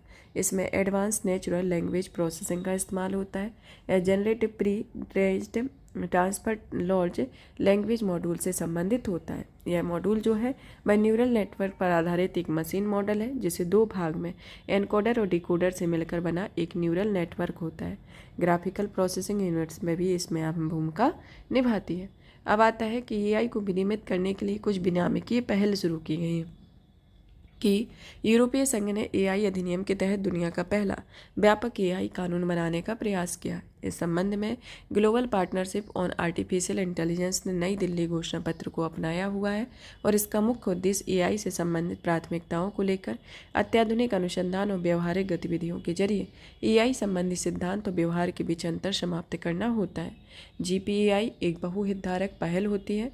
भारत में राष्ट्रीय artificial intelligence portal India AI Bharat को एआई से संबंधित विकास के लिए वन स्टॉप डिजिटल प्लेटफॉर्म के रूप में शुरू किया गया है और हिरोशिमा एआई प्रोसेस के अंतर्गत इसे ओईसीडी और जीपीएआई के सहयोग से G7 वर्किंग ग्रुप के माध्यम से इसे स्थापित किया जाएगा। इसके अंतर्गत आता है। अब आता है मशीन लर्निंग और डीप लर्निंग के बीच अंतर में। मशीन लर्निंग जो है वह मशीन लर्निंग एआई कार्यप्रणाली पर आधारित होती है, जो कि सभी मशीन लर्निंग डीप लर्निंग नहीं होती है। डीप लर्निंग जो होती है वह एडवांस्ड मशीन लर्निंग की कार्यप्रणाली पर आधारित है, जिसमें सभी डीप लर्निंग मशीन लर्निंग नहीं होती है। प्रॉब्लम सॉल्विंग अप्रोच के अंतर्गत देखा जाए तो मशीन लर्निंग सांख्यिकी और गणित के माध्यम से प्रॉब्लम सॉल्व करती है और डीप लर्निंग जो है वह सांख्यिकी और गणित को न्यूरल नेटवर्क आर्किटेक्चर से जोड़कर प्रॉब्लम सॉल्व करती है। ट्रेनिंग के माध्यम से मशीन लर्निंग मॉडल को ट्रेन करने के लिए अपरिष्कृत डेटा से जानकारी को मैनुअल रूप में बदलने, चुनने, हटाने और उनका भारांश निर्धारित करने की आवश्यकता पड़ती है और इसमें डीप लर्निंग में मौजूदा त्रुटियों का फीडबैक उपयोग करके सेल्फ लर्निंग में सक्षम बनाती है। आवश्यक संसाधन में इसमें कम जटिल और डेटा कम मात्रा में होते हैं और यह अधिक जटिल और डेटा की मात्रा अधिक मात्रा में होती है। यहाँ पर मुख्य उपयोग आर्टिफिशियल इंटेलिजेंस के देखा जाए तो इसमें स्वास्थ्य देखभाल के संदर्भ में आता है कि मरीजों की देखभाल के लिए उच्चतर गुणवत्ता वाला क्लिनिकल अनुसंधान जैसे कि एंटीबायोटिक औषधि। इसके अंतर्गत मुख्यतः 4 तरीके के इसके मुख्यतः उपयोग देखे जाते हैं। पहला क्षेत्र आता है स्वास्थ्य देखभाल में, दूसरा कृषि में, फिर मल्टी मॉडल एआई और अन्य क्षेत्र में। स्वास्थ्य देखभाल के अंतर्गत आता है कि मरीजों की देखभाल के लिए उच्चतर गुणवत्ता वाला क्लिनिकल अनुसंधान जैसे एंटीबायोटिक औषधि, स्वास्थ्य देखभाल आपूर्ति श्रृंखला में लचीलापन, कार्यबल का प्रबंधन और रोगों का निदान करना है। मल्टी मॉडल एआई के अंतर्गत आता है जैसे बिजनेस एनालिटिकल में मशीन लर्निंग एल्गोरिथम में अलग अलग प्रकार की जानकारी का पता लग सकता है। डेटा प्रोसेसिंग के अंतर्गत टेक्स्ट आधारित वितरण तैयार करना, वीडियो का ट्रांसक्रिप्शन करना आदि है। कृषि के अंतर्गत फसल प्रबंधन का इंटेलिजेंट तरीका होना, स्मार्ट फार्मिंग और फार्म गेट टू फोर्क और डेटा उपयोग पर आधारित कृषि है। अन्य क्षेत्र के अंतर्गत इसमें औद्योगिक प्रतिष्ठानों में बिजली की खपत में कमी लाना और कम उम्र वाले युवाओं में नवाचार और उद्यमिता को बढ़ावा देने के लिए UVAI या यूथ फॉर उन्नति एंड डेवलपमेंट विथ एआई का उपयोग करना होता है। और रक्षा क्षेत्र की निगरानी को विकसित करने के लिए अग्नि डी को विकसित किया गया और सेल्फ ड्राइविंग कारों को विकास और यातायात में प्रबंधन में बेहतर बनाने में होता है। तो इसके प्रमुख उपयोग होते हैं। अब आता है कि न्यूरल नेटवर्क के बारे में। न्यूरल नेटवर्क जो है एक मशीन लर्निंग प्रोग्राम या मॉडल होता है। यह मानव मस्तिष्क के समान निर्णय हो लेता है और इसके लिए बायोलॉजिकल न्यूरॉन द्वारा एक साथ मिलकर काम करने के तरीके की नकल करता है, जिसका उपयोग मानव मस्तिष्क की पहचान करना और उनके विकल्पों और निष्कर्षों को पहुंचाता है। इसके अंतर्गत आता है। अब आता है डीप फेक के बारे में। डीप फेक के संदर्भ में देखा जाए तो हाल ही में केंद्र सरकार ने गलत सूचना और डीप फेक की पहचान करने के लिए सोशल मीडिया मध्यस्थों के लिए एक एडवाइजरी जारी की है। चलिए तो जानते हैं डीप फेक होता क्या है। डीप फेक है जो एक वीडियो या फोटो होता है जिसमें कंप्यूटर एल्गोरिथम प्रोग्राम से इसे एडिट किया जाता है और इसमें मूल शख्स की जगह कोई दूसरा शख्स नजर आए। ऐसा वीडियो या फोटो दिखने में बिल्कुल असली जैसा प्रतीत होने लगता है। डीप फेक के तहत किसी व्यक्ति के चेहरे, ध्वनि, वाक या भाषण या अन्य किसी व्यक्तिगत जानकारी की नकल की जाती है, जिसमें किसी व्यक्ति की एक प्रतिरूप बनाने के लिए इन जानकारी में हेरफेर किया जाता है। डीप फेक बनाने के लिए कृत्रिम बुद्धिमत्ता में एक रूप का उपयोग किया जाता है जिसे डीप लर्निंग कहा जाता है। इसमें ऐसी काल्पनिक घटनाओं की छवियां बनाई जाती हैं जो कभी घटित नहीं हुई है। और डीप लर्निंग मशीन लर्निंग का एक भाग होता है जो बड़े डेटा सेट को सीखने के लिए आर्टिफिशियल न्यूरॉन्स नेटवर्क का उपयोग करता है, जो मानव मस्तिष्क की कार्यप्रणाली को प्रेरित करता है। इसमें डीप तकनीक जो है वह इस तरीके से वर्क करती है कि इसमें ये एक्चुअल जो चेहरा है वो है और इसमें चेहरे को बदलने के लिए इसमें जोड़ा गया है। तो इसके अंतर्गत आपका इस तरीके से चेहरा जनरेट होगा और इसमें चेहरे के हाव भाव को इस तरीके से चेहरे के हाव भाव भी बदल दिए जाते हैं। तो इस तरीके से ये प्रक्रिया है। डीप फेक कैसे काम करता है? डीप फेक के तहत घटनाओं की इमेज तैयार करने के लिए डीप लर्निंग या कृत्रिम बुद्धिमत्ता या फोटोशॉप जैसी तकनीक का उपयोग किया जाता है। तो कौन कौन सी तकनीक उपयोग की जाती है? डीप लर्निंग, कृत्रिम बुद्धिमत्ता और फोटोशॉप जैसी तकनीक। ऐसे वीडियो तैयार करने के लिए जनरेटिव एडवर्सियल नेटवर्क नामक प्रौद्योगिकियों का उपयोग किया जाता है और यह मशीन लर्निंग का एक हिस्सा है। डीप फेक में जनरेटिव एडवर्सियल नेटवर्क का उपयोग किया जाता है जो कि जनरेटर और डिस्क्रिमिनेटर शामिल होते हैं। जनरेटर एक नई इमेज तैयार करने के लिए प्रारंभिक डेटा सेट का उपयोग करता है। इसके बाद डिस्क्रिमिनेटर वास्तविक इमेज की तुलना करके बनाई गई इमेज का मूल्यांकन करता है और उसमें आगे सुधार करता है। डीप फेक में वेरिएशन ऑटो एनकोडर नामक एक डीप लर्निंग व कंप्यूटर नेटवर्क का उपयोग किया जाता है जो कि एक आर्टिफिशियल न्यूरल नेटवर्क है जो बहुउपयोगी फेस स्वैप मॉडल को सक्षम बनाता है।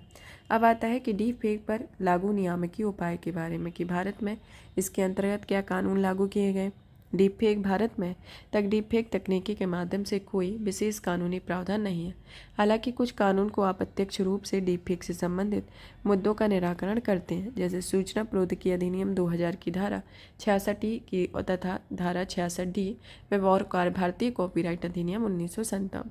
और वैश्विक प्रयास में देखा जाए तो डीप फेक के लिए कई टूल्स लॉन्च करने की घोषणा की है, जिसके तहत कृत्रिम रूप से तैयार किए गए कंटेंट की पहचान करने और वाटर मार्किंग की जाएगी, इसके अंतर्गत आता है। अब नेक्स्ट आता है वेब 3.0 जो कि हाल ही में प्राइमर्स पार्टनर यानी एक निजी संगठन द्वारा unlocking the web 3 potential India's journey from a talent exporter to a product power house शीर्षक से एक रिपोर्ट जारी की है। इस रिपोर्ट के मुख्य बिंदुओं पर नज़र डाली जाए तो इसे 2022 में वैश्विक वेब में 3 डेवलपर्स पूल में भारत की हिस्सेदारी 11% थी। इस संबंध में विश्व में यह तीसरे स्थान पर है। ऐसा अनुमान है कि वेब 3 के जुड़े क्षेत्रों में अगले दशक में भारत में 2.2 मिलियन प्रत्यक्ष रोजगार पैदा होंगे।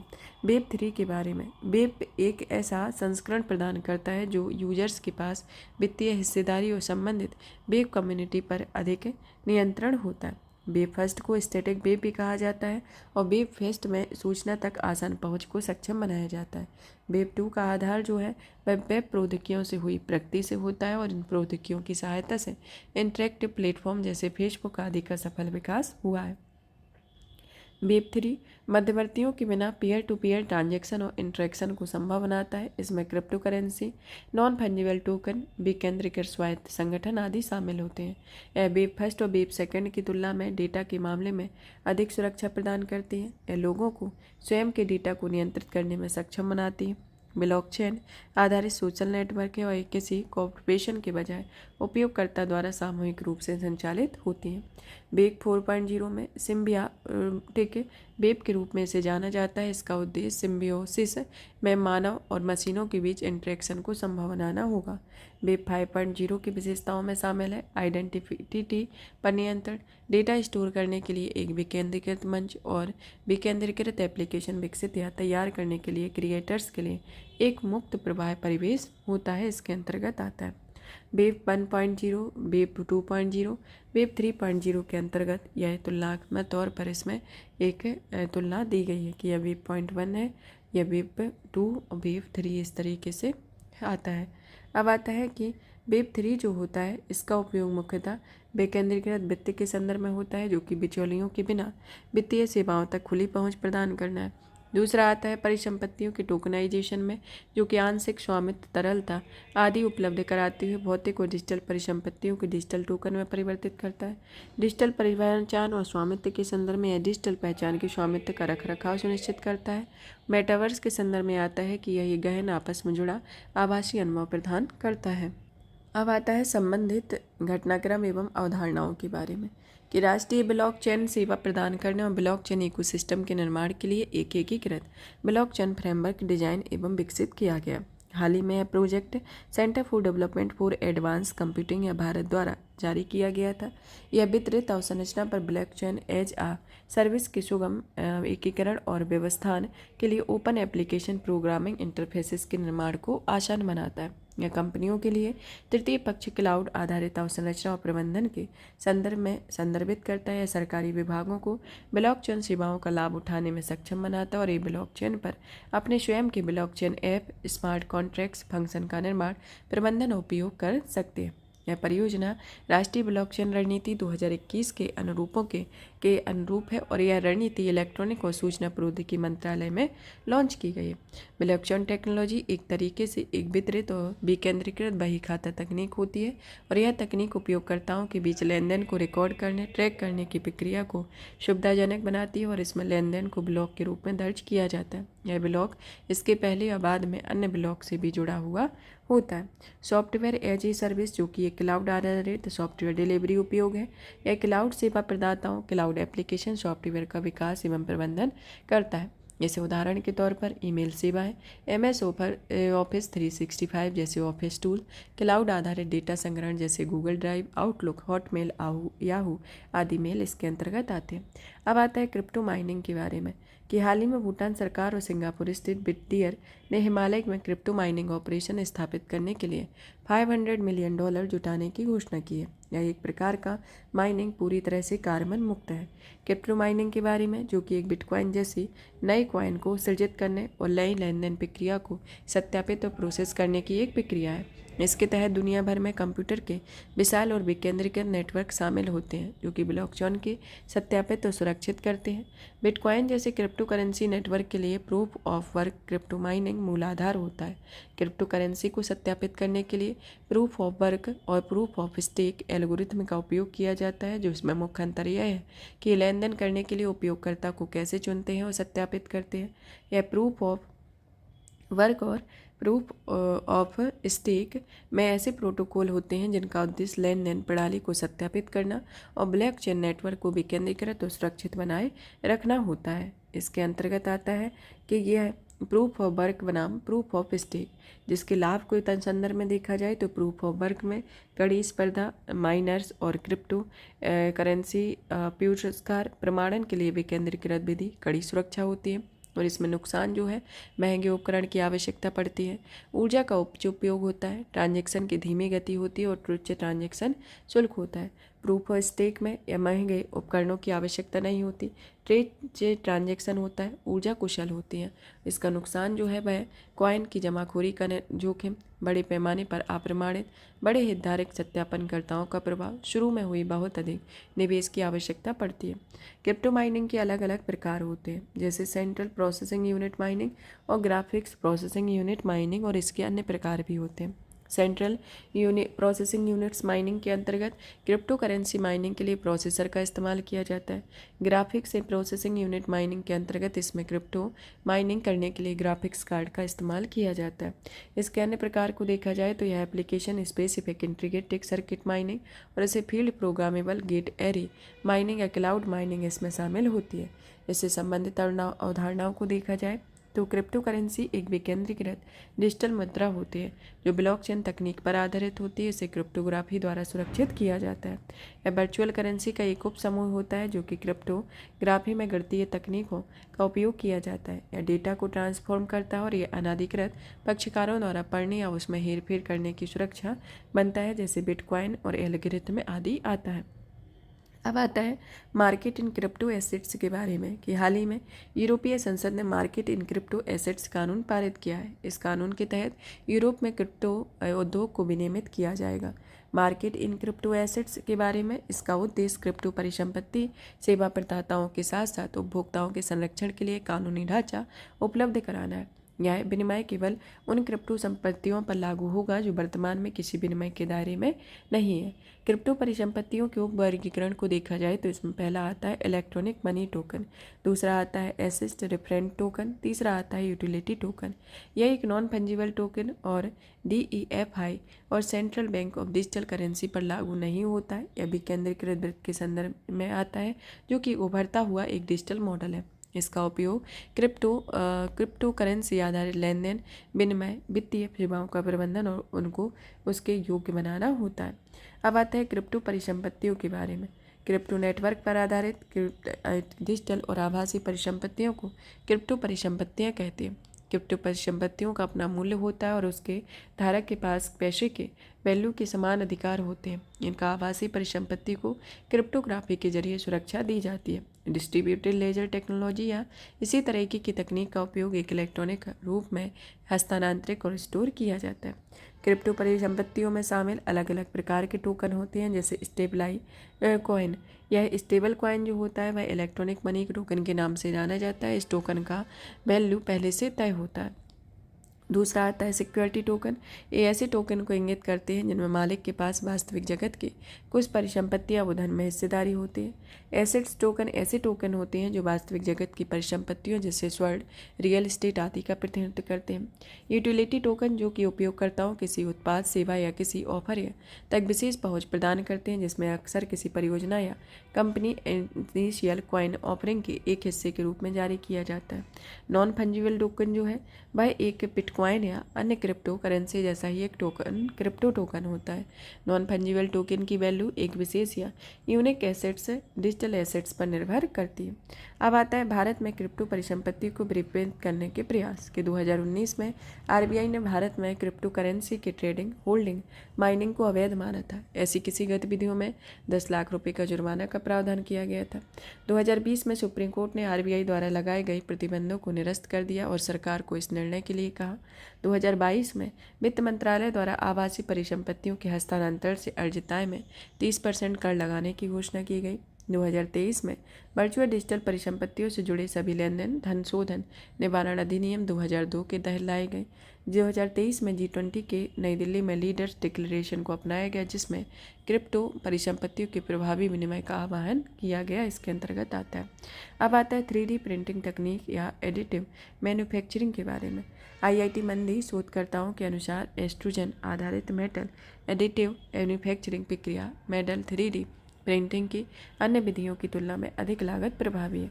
3D प्रिंटिंग या एडिटिव मैन्युफैक्चरिंग के बारे में, इसे डिजिटल मॉडल या कंप्यूटर एडेड डिजाइन को आमतौर पर किसी सामग्री की कई क्रमिक पतली पतली परतों और परत दर परत संयोजित करके एक मूर्त, ठोस, त्रिआयामी आकार की वस्तु का रूप दिया जाता है। इसके तहत ऑब्जेक्ट्स को प्रोटोटाइप या कार्यरत मॉडल बनाए जाते हैं। 3D प्रिंटिंग प्रक्रिया में प्लास्टिक, रोल, थर्मोप्लास्टिक, धातु, फाइबर या सिरेमिक जैसी सामग्रियों को कृत्रिम रूप से परतें बिछाकर तैयार किया जाता है। यह सबट्रॉपिक मैन्युफैक्चरिंग या पारंपरिक विनिर्माण के विपरीत होती है।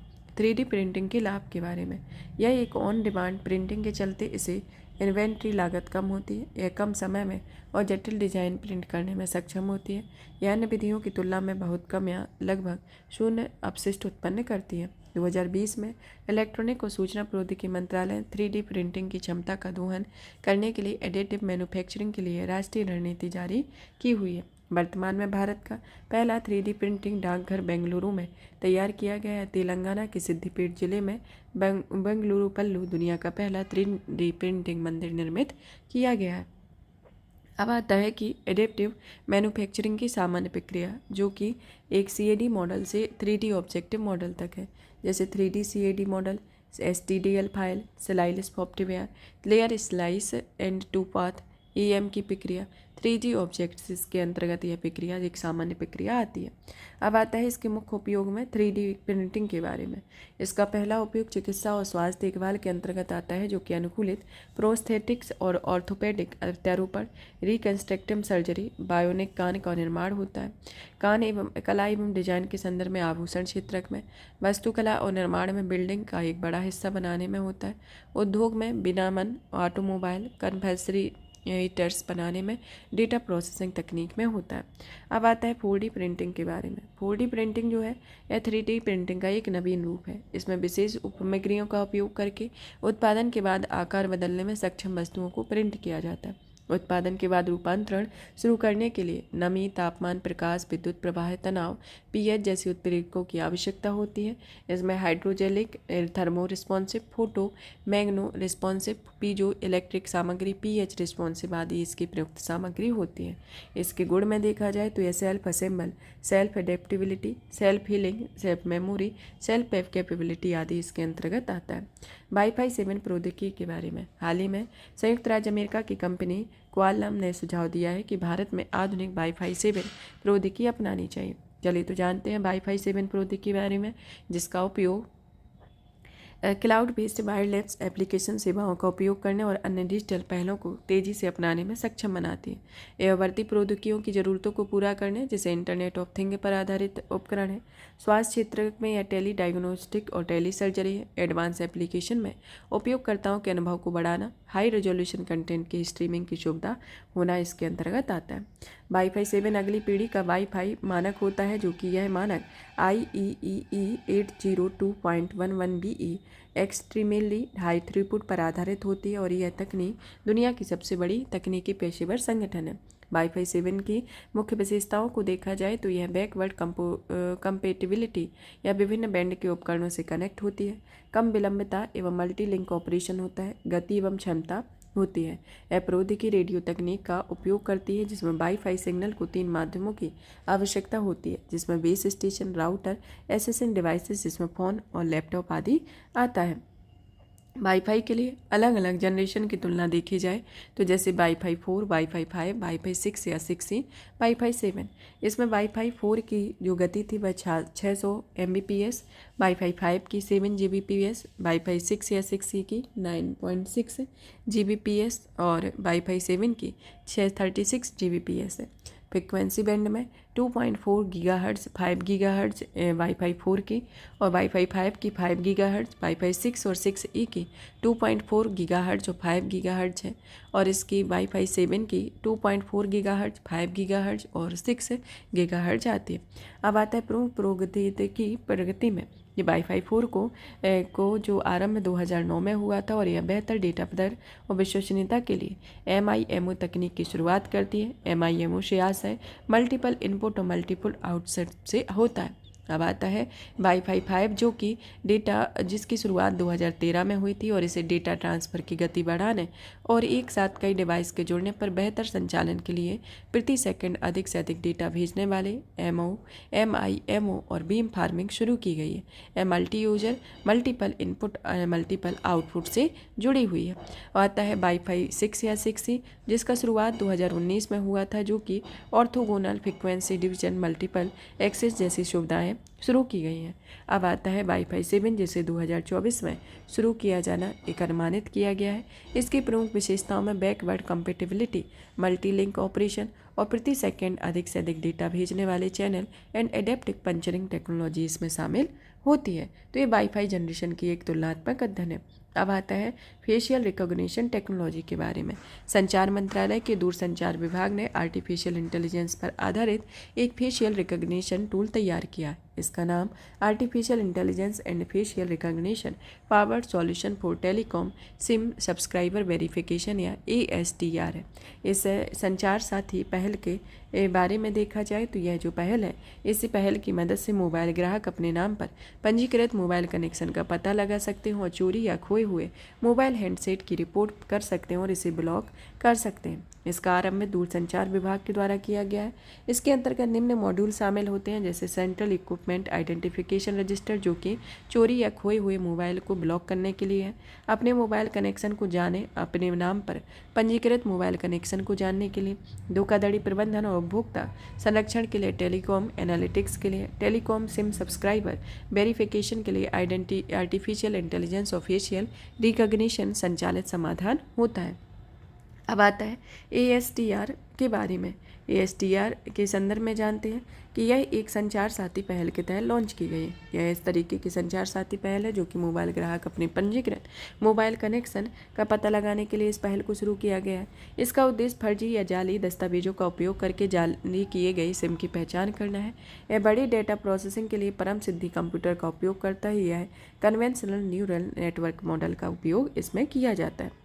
अब आता है फेशियल रिकॉग्निशन टेक्नोलॉजी के बारे में। इस टेक्नोलॉजी का उपयोग है अपराध की जांच करने से, जिसकी सहायता से लापता बच्चों या व्यक्तियों, अज्ञात शवों की पहचान करने में मदद मिलती है। बैंकिंग के संदर्भ में देखा जाए तो फेशियल रिकॉग्निशन सुरक्षित है क्योंकि इसमें ऐसा कोई पासवर्ड नहीं होता है जिससे हैकर्स उपयोग कर सके। एयरपोर्ट जिसके उदाहरण के तौर पर देखा जाए तो डिजिटल यात्रा पहल में स्वास्थ्य देखभाल में देखा जाए तो यह रोगी के रिकॉर्ड तक पहुंच प्राप्त करने, स्वास्थ्य सुविधा में रोगी पंजीकरण प्रक्रिया के कामगार बनाने में इसका उपयोग किया जा सकता है। अब आता है बायोमेट्रिक्स के विभिन्न प्रकार में, जिसमें व्यवहारिक संबंध भी दिए गए हैं, शारीरिक संबंधी और रासायनिक विज्ञान और नाड़ी आधारित है। व्यवहार संबंधी में typing style, navigation style, interaction style और फिजिकल स्टाइल है। शारीरिक में जैसे हस्ताक्षर, चेहरे की पहचान, आंखों की स्कैनिंग, आवाज़ की पहचान, उंगलियों के निशान होते हैं। और डीएन रसायन आधारित में नाड़ी आधारित में डीएनए और नाड़ी की पहचान, इसके अंतर्गत विभिन्न इसके बायोमेट्रिक्स के विभिन्न प्रकार होते हैं। अब आता है इसके अंतर्गत कि एफआरटी जो है वह किसी चेहरे का उपयोग करके उसकी पहचान करके या उसकी पहचान की पुष्टि करने का एक तरीका होता है, जिसका उपयोग फोटो, वीडियो, रियल टाइम में लोगों की पहचान करने के लिए किया जाता है। यह कंप्यूटर एल्गोरिथम की किसी व्यक्ति के चेहरे की आकृति जैसे कि चिक बोन्स और होठों के आकार आदि का खाका तैयार के लिए किया जाता है। इस मैप को संख्यात्मक कोड में बदल दिया जाता है, जिसे फेस प्रिंट कहा जाता है। अब आता है सुपर कंप्यूटर के बारे में कि भारत में AI super computer research analytics and knowledge dissemination platform या एरावत को विश्व के 500 सुपर कंप्यूटर सूची में 75वां स्थान प्राप्त हुआ है। तो 500 कंप्यूटरों में 75 बार रैंक प्राप्त हुई है। अब जानते हैं एरावत के बारे में। एरावत जो कंप्यूटर जो है इसे महाराष्ट्र के पुणे में स्थित centre for development of advance computing या सीडेक के द्वारा स्थापित किया गया है। यह जो कंप्यूटर है भारत का सबसे बड़ा और सबसे तेज़ गति से चलने वाला एआई आधारित सुपर कंप्यूटर डिवाइस है। यह कंप्यूटर क्षमता 13,170 टेराफ्लॉप है। यह सीडेक के अनुसार Airavat operating system Ubuntu 20.04.2 LTS पर कार्य करता है। एआई सिस्टम को सरकार ने नेशनल आइडेंटिफिशियल इंटेलिजेंस प्रोग्राम के भाग के रूप में स्थापित किया गया था और यह इलेक्ट्रॉनिक और सूचना प्रौद्योगिकी मंत्रालय का एक एआई प्रोग्राम है। इसकी परिकल्पना एक सकारात्मक सामाजिक प्रभाव के समावेशन, नवाचार और अंगीकरण को बढ़ावा देने हेतु रूपांतरित प्रौद्योगिकियों का लाभ उठाने के लिए एक अम्ब्रेला प्रोग्राम के तहत की गई थी। सुपर कंप्यूटर आखिर होते क्या है? सुपर कंप्यूटर किसी सामान्य कंप्यूटर की तुलना में अधिक तेजी से बहुत अधिक मात्रा में डेटा को प्रोसेस करने और जटिल गणनाओं को हल करने वाली एक असाधारण कंप्यूटिंग प्रणाली होती है, जो कि सुपर कंप्यूटर को हाई परफॉर्मेंस कंप्यूटिंग सिस्टम होता है। इसकी क्षमता को मिलियन इंस्ट्रक्शन प्रति सेकंड के बजाय फ्लोटिंग पॉइंट ऑपरेशन प्रति सेकंड में मापा जाता है। यह शीर्ष 500 की 3 अन्य भारतीय कंप्यूटर को भी शामिल किया गया है, जिसमें परम सिद्धि एआई, प्रत्यूष और पहर है। भारत का पहला सुपर कंप्यूटर परम 8000 था, जिसे 1991 में स्थापित किया गया था और परम शिवाय को राष्ट्रीय कंप्यूटिंग मिशन के तहत 2019 में स्वदेशी रूप से असेंबल किया गया एक पहला सुपर कंप्यूटर था। अब आता है राष्ट्रीय सुपर कंप्यूटिंग मिशन के बारे में। इसका उपयोग जो है विभिन्न क्षेत्रों में किया जाता है, जैसे अत्याधुनिक अनुसंधान में, जो कि सुपर कंप्यूटर का उपयोग अत्यधिक डेटा का इस्तेमाल करने उद्देश्यों और अत्यधिक जटिल विज्ञान को इंजीनियरिंग उद्देश्यों की गणना के लिए किया जाता है। एरोस्पेस और इंजीनियरिंग में यह सुपर कंप्यूटर जटिल एल्गोरिथम संबंधित बिग डेटा को प्रोसेस करके विमान की प्रदर्शन स्थितियों का सिमुलेशन प्रदान करता है। मौसम पूर्वानुमान में यह प्रत्यूष सुपर कंप्यूटर मौसम और जलवायु संबंधी पूर्वानुमानों में मदद करता है। ऊर्जा अन्वेषण में यह सुपर कंप्यूटर बारीकी से भूगर्भीय संसाधनों के बारे में बेहतर होती है, जिससे जानकारी पता लगाने के लिए इसका उपयोग होता है। स्वास्थ्य और चिकित्सा में यह मौजूदा दवाइयों के डेटाबेस को सुपर कंप्यूटर में ढालकर समायोजन खोजने का प्रयास किया जाता है। रक्षा और सेना में यह परमाणु हथियार डिजाइन और क्रिप्टोग्राफ आदि में होता है। इसे भारत सरकार के द्वारा 2015 में शुरू किया गया है। इसका लक्ष्य 70 हाई परफॉर्मेंस कंप्यूटिंग फैसिलिटी के माध्यम से एक विशाल सुपर कंप्यूटिंग ग्रिड स्थापित किया जाता है। यह देश में अनुसंधान एवं विकास संस्थानों और शैक्षणिक संस्थानों को आपस में जोड़ना है। नेशनल नॉलेज नेटवर्क के माध्यम से इसमें हाई परफॉर्मेंस कंप्यूटिंग फैसिलिटी को NKN नेशनल नॉलेज नेटवर्क के तहत नेशनल सुपर कंप्यूटिंग ग्रिड में जोड़ा जाएगा। संयुक्त रूप से यह विज्ञान एवं प्रौद्योगिकी विभाग और इलेक्ट्रॉनिक एवं सूचना प्रौद्योगिकी विभाग द्वारा संयुक्त रूप से संचालित है। इसका कार्यान्वयन सीडेक और बेंगलुरु स्थित भारतीय विज्ञान संस्थान द्वारा कार्यान्वित किया जा रहा है। अब आता है संबंधित घटनाक्रम में कि डिजिटल इंडिया RISC भी माइक्रो प्रोसेसर कार्यक्रम के बारे में। इस इलेक्ट्रॉनिक और सूचना प्रौद्योगिकी मंत्रालय ने भारत के DIRB कार्यक्रम शुरू किया गया है। इसका उद्देश्य देश में अगली पीढ़ी के माइक्रो प्रोसेसर्स के विनिर्माण को प्रोत्साहित करना है। यह भारत को RISC प्रतिभाग केंद्र और RISP भी चिप्स सिस्टम का आपूर्तिकर्ता बनाने के लिए स्टार्टअप, शिक्षाविदों और बहुराष्ट्रीय कंपनियों के बीच साझेदारी सुनिश्चित करने में मदद करता है। रीयूज्ड इंटरेक्शन सेट कंप्यूटर 5 भी, जो कि एक open source interactive set architecture है। इसका उपयोग एम्बेडेड डिजाइन से लेकर सुपर कंप्यूटर तक अलग अलग उपयोगों के कस्टम प्रोसेसर विकसित करने के लिए किया जाता है। इसका उपयोग करने के लिए योग्य उपकरण, स्मार्टफोन और internet of thing high performance computing data centres का उपयोग किया जाता है। नेक्स्ट आता है नेट न्यूट्रलिटी के बारे में। न्यूट्रलिटी हाल ही में कई सारे स्टार्टअप में ट्राई को पत्र लिखकर OTT सेवाओं को विनियमित करने की टेलीकॉम सेवा प्रदाताओं की मांग को विरोध किया है। नेट न्यूट्रलिटी या डिवाइस, एप्लीकेशन और प्लेटफॉर्म के उपयोग किए गए कंटेंट से निरपेक्ष, सभी के लिए मुक्त और समान इंटरनेट की उपलब्धता को संदर्भित करती है। इसके विचार समर्थकों का मानना है कि इसे इंटरनेट सेवा प्रदाताओं सहित सभी कंपनियों और इंटरनेट सेवा उपयोगकर्ताओं के साथ समान व्यवहार करना चाहिए। इसे रोकने के लिए ट्राई ने डेटा सेवाओं के भूतभावपूर्ण टैरिफ का विनिमय 2016 को एक नया फ्रेमवर्क जारी किया हुआ है। अब आता है ओवर द टॉप सेवा के बारे में। ओवर द टॉप सेवा जो है वह सार्वजनिक इंटरनेट पर अंतिम उपयोगकर्ताओं को उपलब्ध कराए जाने के लिए डिजिटल कंटेंट और कोई सर्विस एप्लीकेशन होते हैं। इन्हें दो समूहों में वर्गीकृत किया गया है। OTT संचार सेवाएं जैसे व्हाट्सएप, टेलीग्राम। OTT एप्लीकेशन सेवाएं जिनमें अन्य OTT सेवाएं जैसे मल्टीमीडिया, व्यापार, वाणिज्य, क्लाउड सेवाएं, सोशल मीडिया शामिल है। जैसे उदाहरण के लिए फेसबुक, अमेजन, नेटफ्लिक्स द्वारा प्रदान किए जाने वाली सेवा आती हैं। दूरसंचार विवाद निपटान और अपीली प्राधिकरण का मानना है कि OTT स्ट्रीमिंग प्लेटफॉर्म भारतीय दूरसंचार विनियामक प्राधिकरण के अधिकार क्षेत्र में नहीं आते हैं, इसके अंतर्गत आता है। अब आता है 5G इकोसिस्टम के बारे में। कि ट्राई ने 5G इकोसिस्टम के माध्यम से डिजिटल परिवर्तन का एक परामर्श पत्र जारी किया हुआ है। 5G पीढ़ी का मोबाइल नेटवर्क के बारे में, जिसमें first G, second G, third G, 4G network के बाद पीढ़ी एक वैश्विक वायरलेस मानक है जिसके निम्नलिखित गुण हैं जैसे उच्चतर multi GPPS, peak data speed, ultra low latency, अधिक विश्वसनीय कनेक्टिविटी, व्यापक नेटवर्क क्षमता, अधिक उपलब्धता, उपयोगकर्ताओं को हमेशा समान उपयोग अनुभव प्राप्त होना। प्राइवेट 5G को कैप्टिव नॉन पब्लिक नेटवर्क के रूप में जाना जाता है। यह पूरी तरह से एक ही कंपनी के स्वयं के उपयोग के लिए स्थापित किया जाता है। उपयोगकर्ता का एक निश्चित समूह होता है जो किसी भी बाहरी सार्वजनिक नेटवर्क से नहीं जुड़ा होता है। यह इस प्रकार का स्थानीय क्षेत्र के नेटवर्क है और यह 3GPP आधारित नेटवर्क स्पेक्ट्रम पर कार्य करता है। इसके 5 लाभ हैं: बेहतर गति, डेटा का बेहतर सुरक्षा, नियंत्रित लेटेंसी, ज़रूरत के अनुरूप निर्माण। इसका कई अन्य चीज़ों में इस्तेमाल होता है जैसे उन्नत ग्रिड प्रबंधन, रोबोटिक सर्जरी, ड्रोन आदि होता है। 5G सेवाओं को उपलब्ध कराने के लिए सरकार की पहलों में आती है। पहले स्टार्टअप और MSME को 5G टेस्ट बेस्ड सुविधाएं उपलब्ध कराई गई हैं। भारत नेट योजना के तहत ग्रामीण भारत में ऑप्टिकल फाइबर नेटवर्क से जोड़ा जा रहा है। 5G उच्च स्तरीय फोरम का भी गठित इसके अंतर्गत किया जा रहा है। इसमें थर्ड जनरेशन पार्टनरशिप प्रोजेक्ट भी होता है जो कि 7 दूरसंचार मानक विकास संगठनों का एक संगठन होता है जो ऑर्गेनाइजेशनल पार्टनर्स के रूप में जाना जाता है। इसके अंतर्गत रेडियो एक्सेस, कोर नेटवर्क एवं सेवा क्षमताओं सहित सेलुलर दूरसंचार प्रौद्योगिकियाँ शामिल है। वर्तमान में 3GPP 5G के मानक तय कर रहा है, इसके अंतर्गत आता है। अब आता है 5G सेवाओं के लिए उपलब्ध कराई गई सरकारी पहलें, जिसमें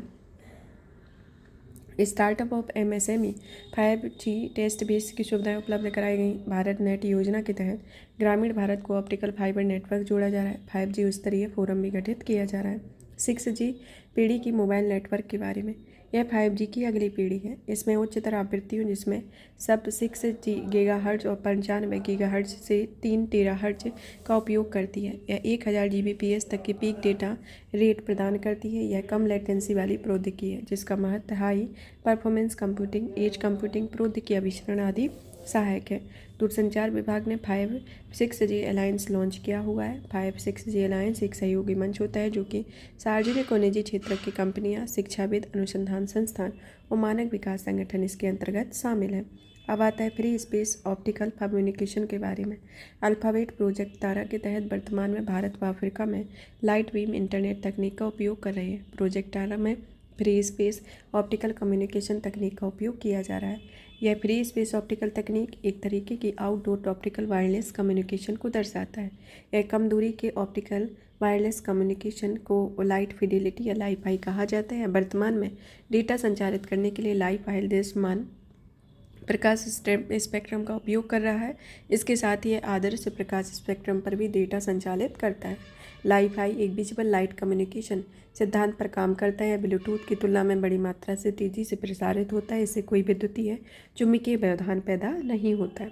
अब आता है लाईफाई और वाईफाई के बीच तुलना। लाईफाई के मानदंड को देखा जाए तो इसकी स्पीड 1 GB प्रति सेकंड होती है और वाईफाई की 150 MB होती है। डेटा ट्रांसफर माध्यम प्रकाश के माध्यम से डेटा संचार होता है। इसमें डेटा संचार के लिए रेडियो स्पेक्ट्रम का उपयोग होता है। इसके अंतर्गत स्पेक्ट्रम रेंज में बड़ा स्पेक्ट्रम रेंज होता है। इसमें VL की तुलना में कम स्पेक्ट्रम रेंज होता है। इसकी लागत किफ़ायती होती है, महंगा होता है। नेटवर्क टोपोलॉजी में पॉइंट टू पॉइंट होता है, पॉइंट टू पॉइंट होती है। ऑप्टिकल फ्रीक्वेंसी में सेकेंड टेराहर्ट्ज़ होता है या 2.4 GHz होता है। लाईफाई और वाईफाई के बीच अंतर होता है। अब आता है इसमें कि FSOC प्रौद्योगिकी के लाभ के बारे में। यह एक अधिक लागत प्रभावी है। इसे जल्दी से उपयोग में लाया जाता है। इसके तहत तीव्र डेटा संचारित किया जाता है। इसका उपयोग सैन्य इस्तेमाल में, लास्ट माइल एक्सेस में, दूरसंचार और कंप्यूटर नेटवर्किंग में होता है। इसका कार्यान्वयन कोहरे और धुंध जैसी स्थितियों को सिग्नल के मार्ग से पक्षियों में उड़ने जैसी रुकावटों के कारण सिग्नल की विश्वसनीयता कम होती है। इससे बेहतर दर पर नियंत्रण की आवश्यकता होती है और इससे गति का पता लगाने की आवश्यकता होती है। और इसके पहले अल्फ़ाबेट ने प्रोजेक्ट लून के माध्यम से ये इंटरनेट उपलब्ध कराने का प्रयास किया था और यह इंटरनेट कनेक्टिविटी के लिए समताप मंडलीय गुप्तारों का उपयोग करती है। दूरसंचार के स्थानों पर इंटरनेट उपलब्ध कराने के लिए SpaceX द्वारा स्टारलिंक उपग्रह को विकसित किए गए हैं। OLED या ऑर्गेनिक लाइट एमिटिंग डायोड, यह भी शिकागो विश्वविद्यालय के शोधकर्ताओं ने एक मटेरियल विकसित किया है। इसके बारे में देखा जाए तो यह फ्लैश लाइट एमिटिंग टेक्नोलॉजी है। यह दो चालकों के बीच ऑर्गेनिक पतली फिल्म में श्रृंखला में रखकर बनाया जाता है। इसमें जल विद्युत प्रवाहित होती है जो कि तेज रोशनी उत्सर्जित करता है। OLED डिस्प्ले को लचीले प्लास्टिक सब्सटेंस पर बनाया जा सकता है। इसका उपयोग कपड़ों पर लगे मुड़ने वाले डिस्प्ले लगाए जाते हैं। इसका उपयोग पारदर्शी डिस्प्ले बनाना संभव होता है। ये अमोल्ड या active matrix organic light emitting diode और super AMOLED mobile and television के उपयोग में किए जाने वाली डिस्प्ले की तकनीक होती है। इसकी तुलना देखी जाए तो इसमें LCD, OLED, MELED के संदर्भ में इसकी पिक्सल टाइप जो है backlight display, self emissive display आती है। इसका निर्माण में प्रयुक्त है इनऑर्गेनिक LED बैकलाइट। इसमें ऑर्गेनिक LED और इसमें इनऑर्गेनिक LED होता है। चमक उच्च होती है, निम्न होती है, इसमें बहुत उच्च होती है। अस्तित्व अवधि अधिक होती है, इसकी कम होती है, इसकी बहुत अधिक होती है। अनुक्रिया समय इसमें धीमा लगता है, इसमें मध्यम और इसमें तेज होता है जो कि नैनोसेकंड में होता है। अब आती हैं संबंधित सुर्खियाँ, जिसमें सबसे पहले आती है मेटावर्स। मेटावर्स एक 3D सक्षम वर्चुअल रियलिटी स्पेस है जो कि वास्तविक दुनिया के विकल्प या उसकी प्रतिकृति के रूप में डिजिटल अनुभव प्रदान करता है। यह लोगों के वास्तविक जीवन जैसा अनुभव ऑनलाइन प्राप्त करने में सक्षम बनाता है। इसके अंतर्गत इसे 4 तरीके की लेयर होती हैं। एक आती है इंफ्रास्ट्रक्चर लेयर, दूसरी वर्चुअलाइजेशन इंजन लेयर, तीसरी इंटरफेस और एक्सेस लेयर और चौथी आती है user experience and use cases layer. Infrastructure layer वह तकनीक होती है जो हमारे उपकरणों को मेटावर्स तक पहुंच बनाने में सक्षम बनाती है और नेटवर्क से जोड़ती है और कंटेंट को डिलीवर करती है। वर्चुअलाइजेशन इंजन लेयर जो कि कंप्यूटेशन और प्रोग्रामिंग प्लेटफॉर्म पर प्रदान करती है। इंटरफेस और एक्सेस लेयर जो कि उपयोगकर्ता को मेटावर्स तक एक्सेस करने में मदद करती है। User experience and use access layer जो कि सृजन, बेकरी, व्यापार, भंडारण इत्यादि के लिए उत्तरदायी होती है। अब आता है भार OS के बारे में। इसे IIT मद्रास के द्वारा विकसित made in India mobile operating system है। इसे विज्ञान एवं प्रौद्योगिकी विभाग द्वारा वित्त पोषित परियोजना के तहत विकसित किया गया है जो कि नो डिफ़ॉल्ट ऐप्स की एक सुविधा है। इसमें उपयोगकर्ताओं को इन ऐप्स का उपयोग करने के लिए मजबूर नहीं किया जाएगा जिससे वो परिचित नहीं और जिन पर उन्हें भरोसा नहीं है। अब आता है सब्सक्राइबर आइडेंटिफिकेशन मॉड्यूल कार्ड के बारे में। यह सिम कार्ड एक माइक्रोचिप होती है जो कि किसी नेटवर्क पर ग्राहक की पहचान करती है। मोबाइल फ़ोन को global system for mobile communication मानकों का पालन करने के लिए भी नेटवर्क से जोड़ना अनिवार्य है। इसके अन्य कार्य में आता है कि अपने स्वयं का ID number, international mobile subscriber identification से संबंधित सूचना, ग्राहक की लोकेशन के क्षेत्र की पहचान और उनकी कंटेंट संदेश आदि को संचित करती है। सिम कार्ड एक नवीन संस्करण ई सिम होता है। यह ई सिम एक एम्बेडेड सिम होती है जो कि आम सिम कार्ड चिप के समान एक हार्डवेयर है, लेकिन यह घड़ी या स्मार्टफोन के मदरबोर्ड से स्थायी रूप से जुड़ा हुआ होता है। गेटकीपर जो है यूरोपियन संघ ने Alphabet Amazon, Apple, ByteDance, Meta, Microsoft जैसी 6 वैश्विक प्रौद्योगिकी कंपनियों में गेटकीपर नाम दिया है। गेटकीपर्स यूरोपीय संघ के डिजिटल मार्केट एक्ट के तहत उच्चतम स्तर की निगरानी के अधीन आने वाली कंपनियां होती हैं। अब आता है माया ऑपरेटिंग सिस्टम, जो कि रक्षा संबंधी और साथ ही महत्वपूर्ण अवसंरचनाओं पर बढ़ते साइबर तथा मैलवेयर के बीच रक्षा मंत्रालय में कंप्यूटर सिस्टम में विंडोज ओएस की जगह माया ओएस इंस्टॉल करने का निर्णय लिया। नया ओएस एक नया ओपन सोर्स प्लेटफॉर्म उबुंटू पर आधारित है। यह स्वामित्व आधारित सॉफ्टवेयर के विकसित है। इसे ओपन सोर्स कोड में हर किसी को एडिट करने, मॉडिफाई करने और यूज करने की स्वतंत्रता होती है। माया ओएस में चक्रव्यूह नामक एक एंड पॉइंट डिटेक्शन और प्रोटेक्शन सिस्टम भी इंस्टॉल किया जा रहा है। अब आता है वायरलेस वाइब्रेशन सेंटर के बारे में, जो कि इजराइल की डिफेंस फोर्सेज भूमिगत सुरंगों का पता लगाने के लिए वायरलेस वाइब्रेशन सेंसर्स का उपयोग कर रही हैं। Wireless vibration sensor internet of thing तकनीक की सहायता से सिस्टम को संबंधित डेटा भेजता है, और यह इंटरनेट ऑफ थिंग से आपस में जुड़ी डिवाइसेस का एक नेटवर्क होता है जो अन्य डिवाइसों को आपस में जोड़ता है और आदान प्रदान करता है, डेटा का आदान प्रदान करता है। यह एक्सेलेरोमीट्री जैसे सेंसिंग कंपोनेंट की मदद से वाइब्रेशन डेटा को कैप्चर करता है। एक्सेलेरोमीट्री के अन्य उपयोग में देखा जाए तो यह कार की दुर्घटना या टक्कर को डिटेक्ट करने में, जिसका परिणाम स्वरूप एयरबैग तुरंत खुल जाते हैं। लैपटॉप में ज़मीन पर आकस्मिक रूप से गिरने पर डिटेक्ट करने में, यह परिणाम स्वरूप ड्राइव तुरंत बंद हो जाती है। स्मार्टफोन को टिल्ट करके डिटेक्ट करने में, जिसके परिणाम स्वरूप मोबाइल का डिस्प्ले पोर्ट्रेट और लैंडस्केप मूड शिफ्ट होता रहता है। तो इसके अंतर्गत ये प्रमुख आता है। यहाँ पर ही आपके 2 मेजर टॉपिक फिनिश होते हैं। नेक्स्ट क्लास में आगे के टॉपिक को कवर किया जाएगा। तब तक आप इस सेशन को ज़्यादा से ज़्यादा शेयर करें, वीडियो को लाइक करें, चैनल को सब्सक्राइब करें। PDF प्राप्त करने के लिए आप हमारे टेलीग्राम चैनल UPSC PSC में दीक्षा को ज्वाइन कर सकते हैं, जहाँ पर आपको सभी की PDF प्राप्त होगी। धन्यवाद।